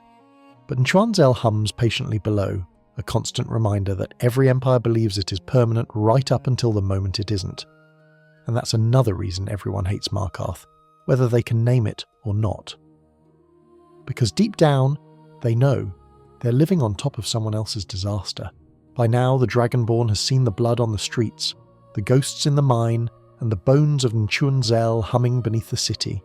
But if there is one poison that binds all of Markarth's misery together, it isn't Dwemer curses or Forsworn rage or silver dust, it's politics. Not the loud, fiery kind you hear shouted in Windhelm's market, banners waving, voices raised, sides clearly drawn. Markarth's politics are quieter, slimier, like oil smeared over stone. They cling to every decision, every guard order, every whispered deal made behind rusted doors, and the worst part, almost no one in Markarth actually rules Markarth. On paper, the city has a proper leader, Jarl Igmund, son of the previous Jarl who died during the Markarth incident. He sits on his stone throne in Understone Keep, hands resting on the arms carved from Dwemer architecture, trying very hard to look like someone in control. The Dragonborn watches him issue commands, sign documents, and speak with carefully measured confidence, but there's a hollowness to it, like a child wearing a dead king's armour. Here's the core in-game fact. Igmund's father helped Ulfric Stormcloak retake Markarth from the Reachmen in exchange for the right to worship Talos openly. Later, when the Empire enforced the White Gold Concordat, that deal was revoked. Ulfric refused to accept it, tensions escalated, and the Markarth incident cemented the Reach as a political trauma zone. Igmund inherited not just the throne, but the fallout of a broken promise, a traumatized people, and a city that never fully recovered. He's a Jarl sitting on top of unresolved war crimes. The Dragonborn can sense his unease. When you talk to Igmund about the Forsworn, his voice hardens with inherited hatred. He doesn't see them as wronged natives, he sees them as the savages who killed his father. When you mention Ulfric, there's a bitterness there, gratitude twisted with betrayal. When the civil war brews across Skyrim, Markarth becomes one of the key bargaining chips in that grand game, and Igmund is a piece that gets moved more than he moves others. Here's an obscure lore tidbit that deepens the bitterness. Hidden in background references and dialogue is the implication that Igmund grew up inside a city still soaked in the aftermath of the Purge, raised among survivors who either benefited from or were traumatized by Ulfric's reconquest. That means his childhood was spent listening to adults trade stories of terror, glory, and regret. He didn't simply inherit a title, he inherited an entire narrative that told him the Reach was under constant siege and compromise was weakness. So he clings to authority fiercely, even though he doesn't truly have it. Because while Igmund wears the crown, the Empire and the Silver-Bloods politely tug on the strings. Upstairs, the Jarl receives emissaries, signs off on documents, pretends his word is final. Downstairs, in the taverns and mines, the Silver-Bloods decide who gets arrested, who disappears, and who profits. Somewhere between them, Imperial influence slithers in through letters, envoys, and political deals designed to keep the Reach stable at the cost of its soul. Here comes the first light joke of the section. If Markarth's government were a cart, Igmund would be holding the reins while the Empire and the Silver-Bloods quietly argue over who actually owns the horse. The Dragonborn feels this tension every time they talk to different factions. The Jarl insists the Forsworn must be crushed, no questions asked. The Silver-Bloods rant about savages and loyal Nords while secretly funding or manipulating Forsworn for their own gain. The Empire just wants the city to stop exploding long enough to keep the Thalmor from asking awkward questions. And then there are the Thalmor themselves, watching, listening, taking notes. They remember what happened with Ulfric and the Talos worship deal. They know Markarth is the wound that festered into the civil war. Every time the Dragonborn sees a Thalmor Justicia marching through the Reach, it's a reminder that this city is under a magnifying glass. One more nationalist explosion, one more public Talos outburst, and the Thalmor get more excuses to intervene. The city is like a powder keg stored inside a Dwemer boiler. Now for the community debate. Who is really to blame for Markarth's state? Ulfric, the Empire, the Forsworn, or the local nobility? Fans argue heatedly about this. Some blame Ulfric for agreeing to a brutal purge and then breaking his word. Others blame the Empire for forcing the White Gold Concordat and leaving the Reach to clean up the mess. Some say the Forsworn's own tactics, attacking civilians, embracing hagravens, ruined any moral high ground they had. And many point out that the Silver-Bloods exploit all of this to enrich themselves while everyone else bleeds. The answer isn't clean, that's the point. Markarth is a city where every faction has blood on its hands and claims to be the victim. The Dragonborn walks through Understone Keep and watches the awkward coexistence of these powers. On one side, Igmund tries to sound decisive as he talks about executing Forsworn sympathisers.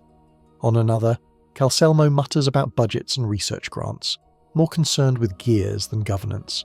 In the background, stewards whisper guards pace, and somewhere in the city, Thonar Silver-Blood smirks, knowing he can buy his way out of any decree. Here's the second light joke. Markarth politics play out like a tavern brawl where everyone insists they're the bartender. The toxicity seeps into everyday life. Farmers in the Reach don't know whether to fear Forsworn raids more than Imperial tax collectors. Townsfolk don't know who will control the city next month, Stormcloaks or Imperials. Guards don't know whether they're enforcing law, Silver-Blood, orders, or their own fear. The Civil War only makes it worse. If the Dragonborn sides with the Stormcloaks, Igmund is deposed, and Markarth's leadership shifts to a new Jarl more aligned with Ulfric's ideology. If they side with the Empire, Igmund stays, but nothing truly changes in the streets. Either way, Markarth still has Cidhna Mine, still has the Warrens, still has Forsworn rage clawing at its gates. You can change the banners, but the stone doesn't care. Some fans argue that Markarth is deliberately written to show the futility of the Civil War. No matter who wins, cities like this remain broken. You can't just shout victory and expect centuries of oppression and resentment to evaporate. Others read it as a commentary on frontier politics. Outer provinces suffer the worst while capitals trade signatures and speeches. After Eltrys' death and the Dragonborn's forced march into Cidhna Mine, the official narrative becomes even more warped. The city brands you a traitor, calls the entire conspiracy a forsworn plot, and sweeps the evidence under a rug made of fear. The Jarl's Court pretends justice was served. The guards pretend they acted appropriately. The Silver-Bloods pretend they're victims of chaos, and the Temple of Talos holds a corpse on its floor that says otherwise. The Dragonborn begins to notice how often people in Markarth use phrases like, for the good of the city, and to keep the peace as excuses. The Jarl says it about crackdowns. The guards say it about arrests.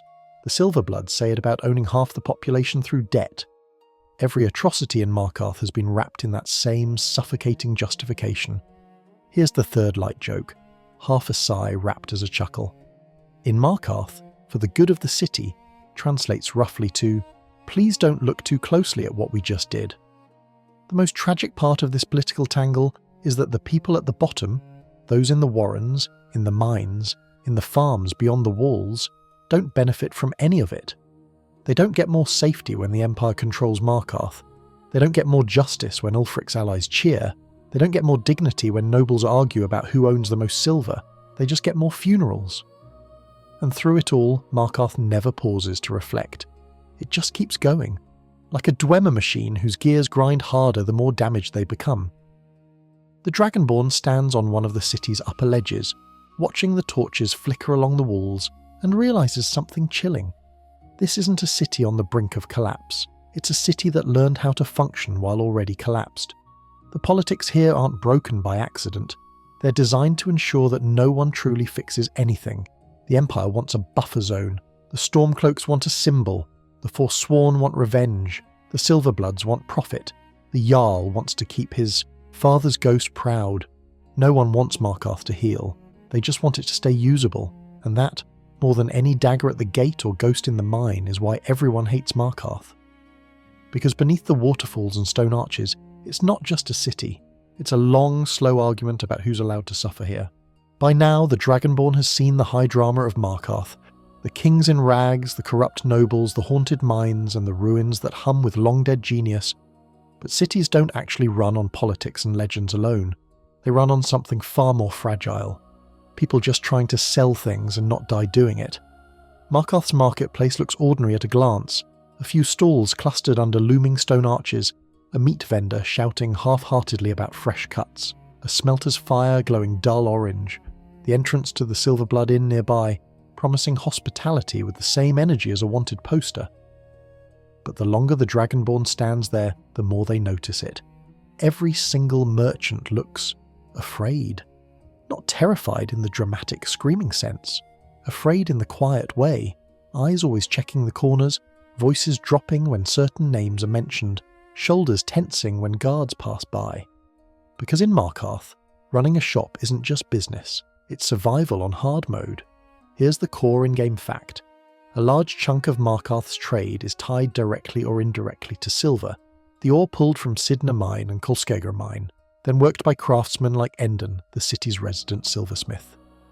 That silver moves through merchants' hands like lifeblood, but since the Silver-Blood family controls the mines, they effectively control the merchants as well. Debts, protection, fees, favoured contracts, every transaction is a strand in the web. Endon himself is a living example. He's a skilled artisan, respected for his work, but constantly pulled into the city's darker currents. When he asks the Dragonborn for help recovering stolen silver, it isn't just a petty theft issue. It's a symptom of how fragile his position is.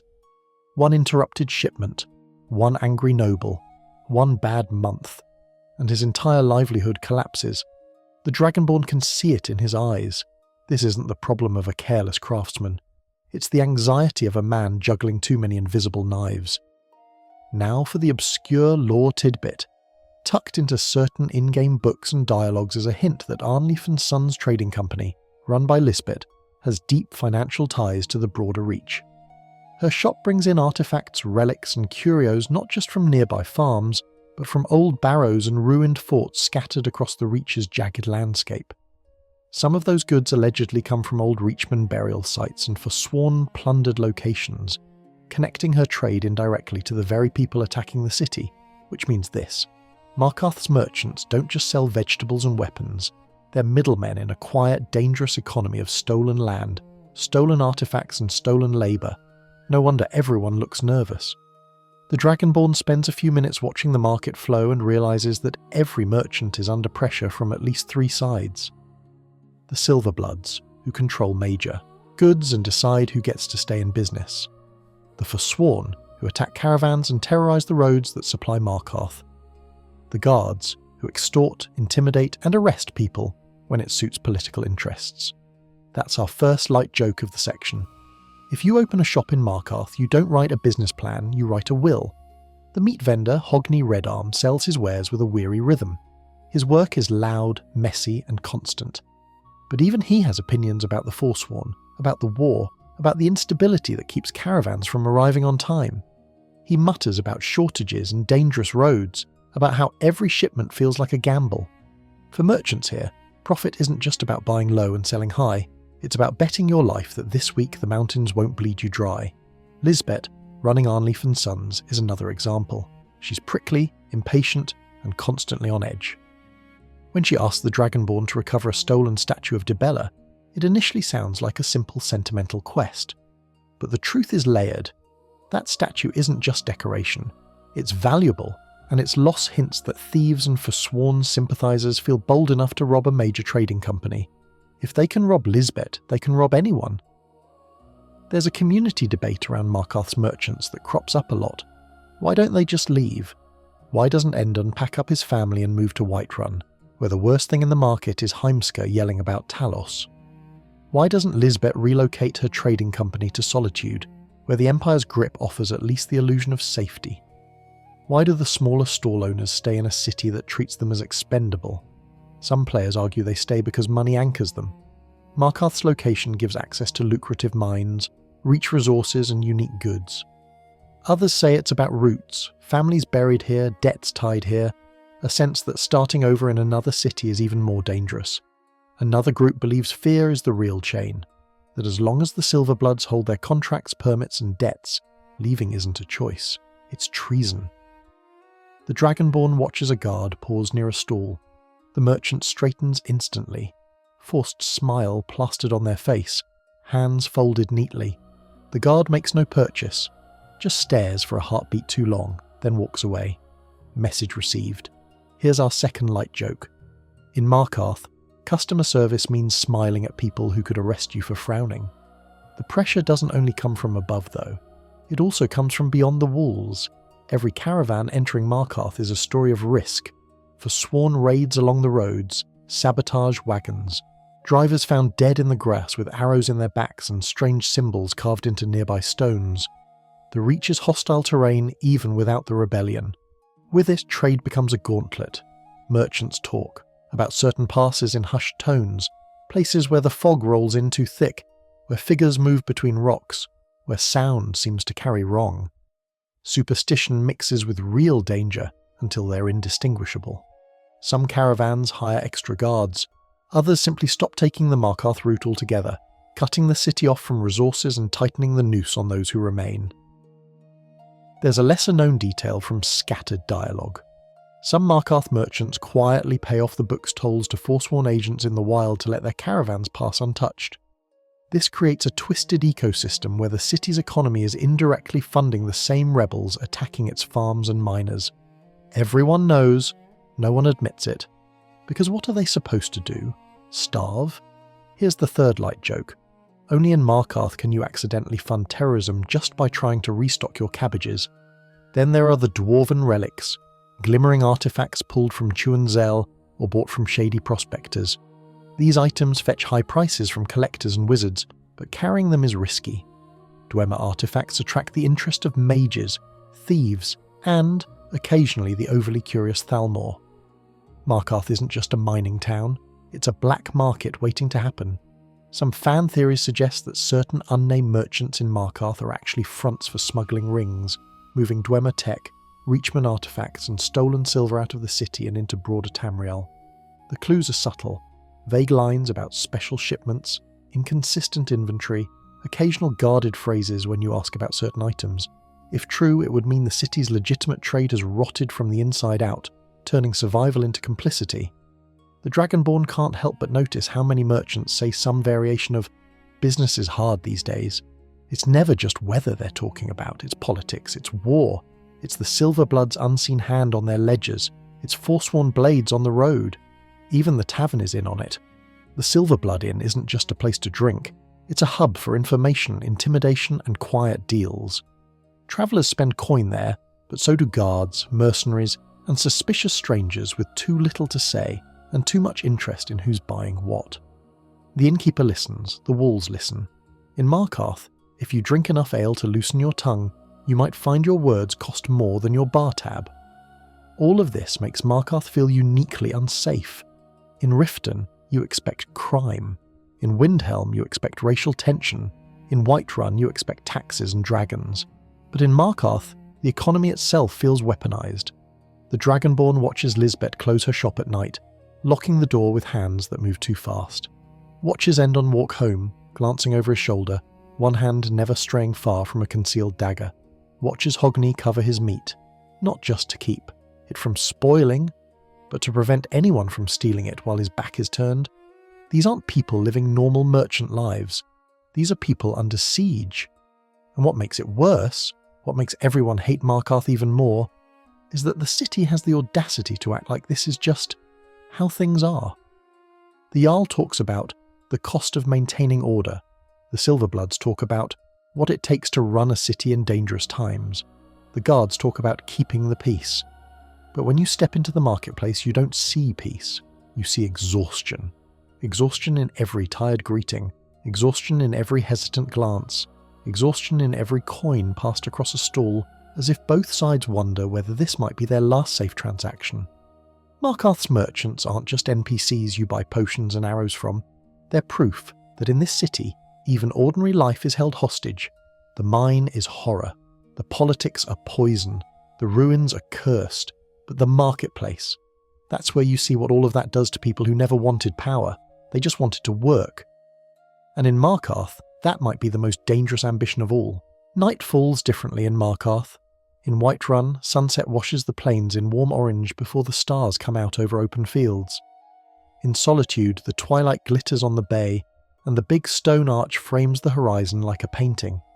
But when the sun sinks behind the jagged peaks of the Reach, Markarth doesn't glow. It tightens. The Dragonborn feels it the first time they stay past dusk. The sky above the city turns a deep bruised purple, But almost none of that colour reaches the streets. The sheer walls, carved from Dwemer stone, swallow most of the light. Torches sputter along the narrow walkways, casting thin golden cones that don't so much illuminate the city as carve small islands out of the surrounding darkness. Everything else is shadow. Markarth at night is a maze of blind corners, tight stairways, and elevated bridges that vanish into murk. The waterfalls roar louder in the quiet, turning every conversation into a murmur that feels like it's underwater. The Dragonborn walks, and for the first time the city feels less like a place and more like a throat, and something in that throat does not want you there after dark. Here's the core in-game fact. Markarth's layout is one of the most vertical and cramped in Skyrim. Multiple tiers, overlapping walkways, blind alleyways, and branching staircases make it incredibly easy to lose line of sight. Guards will still patrol, but the city is full of tight choke points, dead ends, and high ledges, perfect places for ambushes. You can literally be 2 turns away from a main street and feel completely cut off from help. It's the only city where I'll just take a quick shortcut back to the inn can realistically turn into I'm suddenly in a dead-end balcony with nobody around, and now I've heard 3 suspicious footsteps behind me. The Dragonborn notices how quickly people scurry home once the sky darkens. Merchants pack up early. Slaves to habit, they douse lamps with slightly trembling hands, casting one last look over their shoulders before heading for whatever passes for safety. Children vanish from the streets entirely like someone blew a whistle that only they can hear. Even the beggars retreat. The only ones who really own the night in Markarth are the guards, drunk patrons staggering out of the Silver-Blood Inn, and whatever else stalks its stone arteries. Here's our first light joke of the section. Every city in Skyrim has a bedtime. Markarth's isn't a time, it's just whenever the collective vibe says, if you're still outside, that's on you. Travellers foolish enough to wander after midnight learn quickly why everyone hates this city. The shadows don't feel empty, they feel occupied. There's the abandoned house for one, that quiet, rotting structure near the entrance that everyone pretends not to see. In daylight, it's eerie. At night, it feels like a wound. The Dragonborn passes by and hears wind whistling. Through cracked boards, the faint rattle of something metallic inside, and the uneasy echo of a vigilant of Stendarr's voice if they've begun the Molag Bal questline. Once that house has been activated, night in Markarth is forever changed. The Dragonborn remembers the moment they were lured inside, the way the door slammed shut behind them, the way the house itself seemed to attack, pots flying, walls cracking, voices whispering from nowhere. Even later, when they walk past that door in the quiet of night, the memory clings like cobwebs. There is a Daedric prince's shrine under this city, and one of the streets you walk every day leads directly to it. That's the kind of knowledge that makes every flickering shadow feel like it might be wearing a smile you can't see.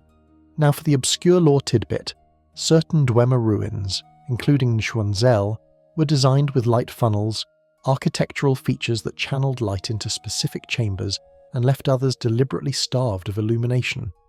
Some scholars believe this was to direct traffic and control where people felt safe walking. Markarth, built straight into these ruins, inherits that same design language. It's why some stairwells feel unnaturally dark even when torches are nearby, and why certain balconies seem to swallow light like they're allergic to it. In other words, the Dwemer built this place so darkness would be strategic, and over centuries crime learned how to use that strategy. The Dragonborn walking alone near the warrens at night feels eyes on them long before they see anyone. People shuffle in doorways, silhouettes pressed back into recesses. It's unclear who is hiding from whom. The poor hide from the guards hide from the Forsworn. The Forsworn hide from everyone and everything. And just beneath the stone, Falmer lurk in tunnels with senses tuned to sound and vibration rather than sight. All of that tension climbs into the streets when the sun goes down. Here's our second light joke. If dungeons are designed to be dangerous, Markarth at night feels like one that accidentally passed the city planning inspection. The sound design of the place doesn't help. Those old Dwemer acoustics twist every noise. A dropped cup echoes like a slammed door. A distant shout ricochets off stone and seems to come from 3 directions at once. The Dragonborn hears a clink of metal and turns to see nothing, only to realise it was a guard 2 terraces above, or a miner stumbling home, or maybe something in Nchuand-Zel tapping along to its own mechanical heartbeat. This leads to a fun community discussion. Which city feels most dangerous to walk through at night? Plenty of players nominate Riften for its thieves, or Windhelm for its racism and serial killer. But Markarth shows up in those conversations a lot, specifically because of its geometry. You can't see what's ahead, you often can't see what's behind, and if something goes wrong, you're more likely to be funneled into a narrow space than an open square. That claustrophobia is its own kind of monster. Guards still patrol, but they're as intimidating as anything else in the dark. Their armour clinks down staircases, their torches flare suddenly at the ends of corridors, and their authority feels sharper when there are fewer witnesses. A guard stopping you during the day is annoying. A guard asking too many questions at midnight on a deserted balcony with the roar of waterfalls drowning your voice, that feels dangerous. The Dragonborn remembers standing on one of those upper bridges at night, looking down at the city. Pools of torchlight flicker like scattered embers. Vast chunks of the town vanish into black shapes. Only the highest terraces, like Understone Keep, remain distinctly outlined, glowing with the smug radiance of power that never has to fear the dark. Everyone else has to live in it. The Forsworn also cast their shadow over Markarth's night. Though you rarely see them openly inside the walls, rumours say they still slip in. A knife in a back here. A symbol carved into a door there. A quiet killing no one investigates too loudly. Merchants swear that some murders are written off as thugs or bandits when the carvings and ritual marks scream for sworn involvement. Others insist the Silver-Bloods exaggerate rebel presence to justify their own brutality. That leads into our unavoidable fan debate. Does Markarth exaggerate its danger to keep people obedient, or is the danger genuinely as bad as it seems? Some players argue the fear is largely manufactured, Silver-Blood propaganda keeping citizens scared so they don't question authority. Others point out the constant Forsworn attacks outside the city, the blood at the gate, and Cidhna Mine's population as proof that violence is very real. The truth, as usual in Markarth, sits unpleasantly in the middle. The fear is both useful and justified. Now for the third light joke, Markarth at night is basically one long anxiety dream. Lots of stairs, strange noises, and nobody will tell you what's going on, but you're definitely in trouble. Even the Temple of Talos feels different after dark. The shrine where Eltrys died becomes a second ghost in the city. The Dragonborn walks past, knowing the guards once stood there waiting in the gloom, and the stone remembers the outline of their boots. The temple is quiet, but it's not peace. It's the tense quiet of a crime scene no one cleaned properly, physically or spiritually. The Silver-Blood Inn, meanwhile, transforms from a tense daytime inn into a pressure cooker. At night, its patrons are drunker, their tempers shorter, their tongues looser. Deals that couldn't risk daylight get arranged in corners.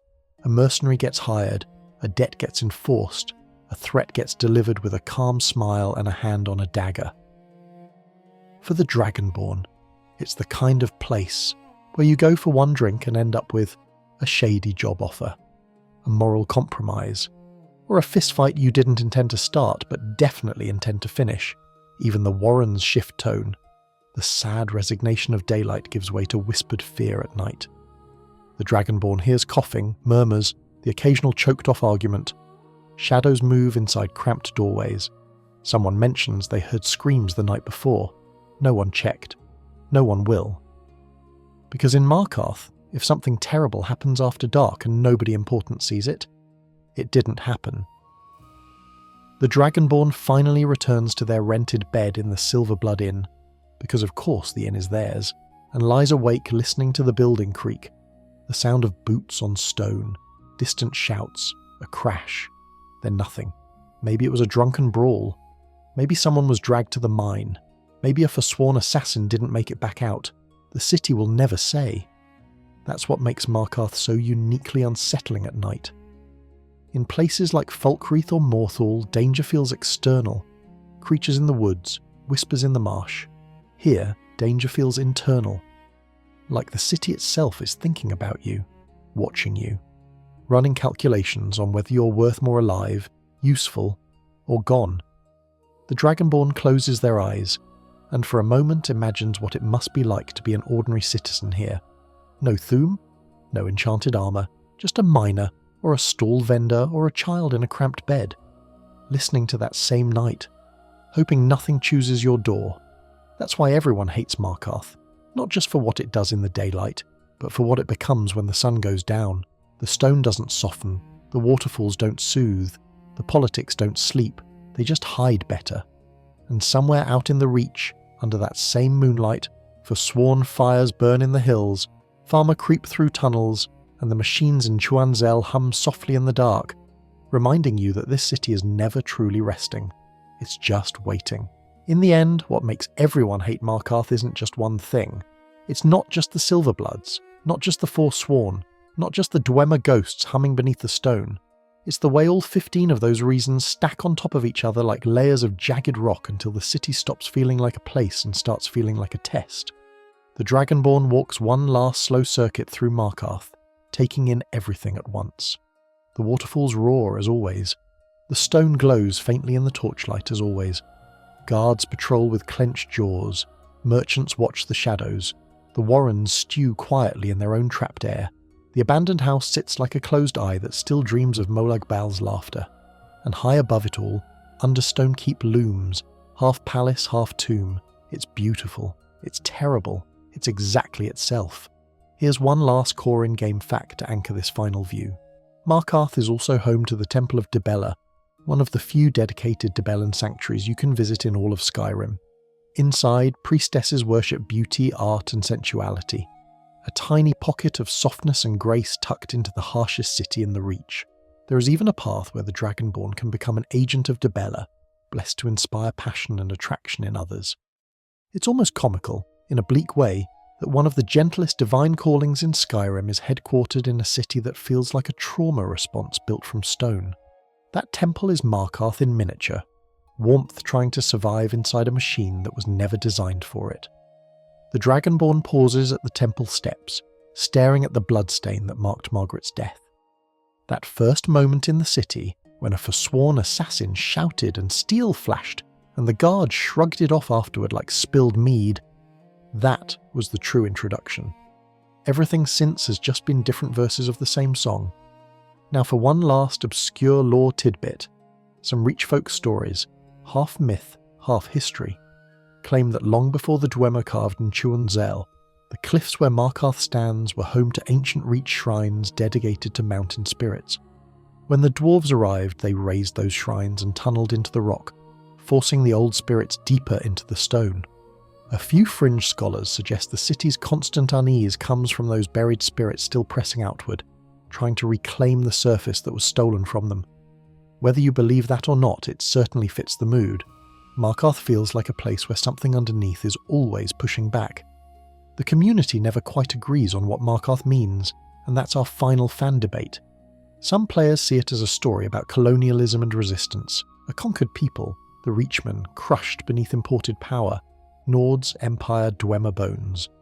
Others see it as a critique of unchecked capitalism, with the Silver-Bloods using prison labour and debt to turn people into tools. Others read it as a meditation on cycles of violence, every side wronged, every side guilty, everyone hurt. Whatever the interpretation, very few players look at Markarth and say, "Ah yes, my cosy forever home." Here's our first light joke of this last stretch. The number of people who choose Markarth as their primary player home could probably fit in one of its jail cells. The Dragonborn finally heads toward the gate, boots clicking on that unnaturally smooth stone. They think of every reason the city earned its reputation. The paranoia carved into its very layout. The Dwemer corpse it lives inside. The Silver-Blood's iron grip. The Forsworn's simmering rage. Guards who serve power, not justice. The warrens where hope goes to starve. Murders on the temple steps. Cidhna Mine, the city's steel stomach. Madanach and his complicated, bleeding truth. Eltrys, killed for asking questions. Nchuand-Zel's silent catastrophe. Politics that suffocate more than they guide. Merchants trading under constant threat. Nights where the darkness feels intentional. It's not just that Markarth is dangerous.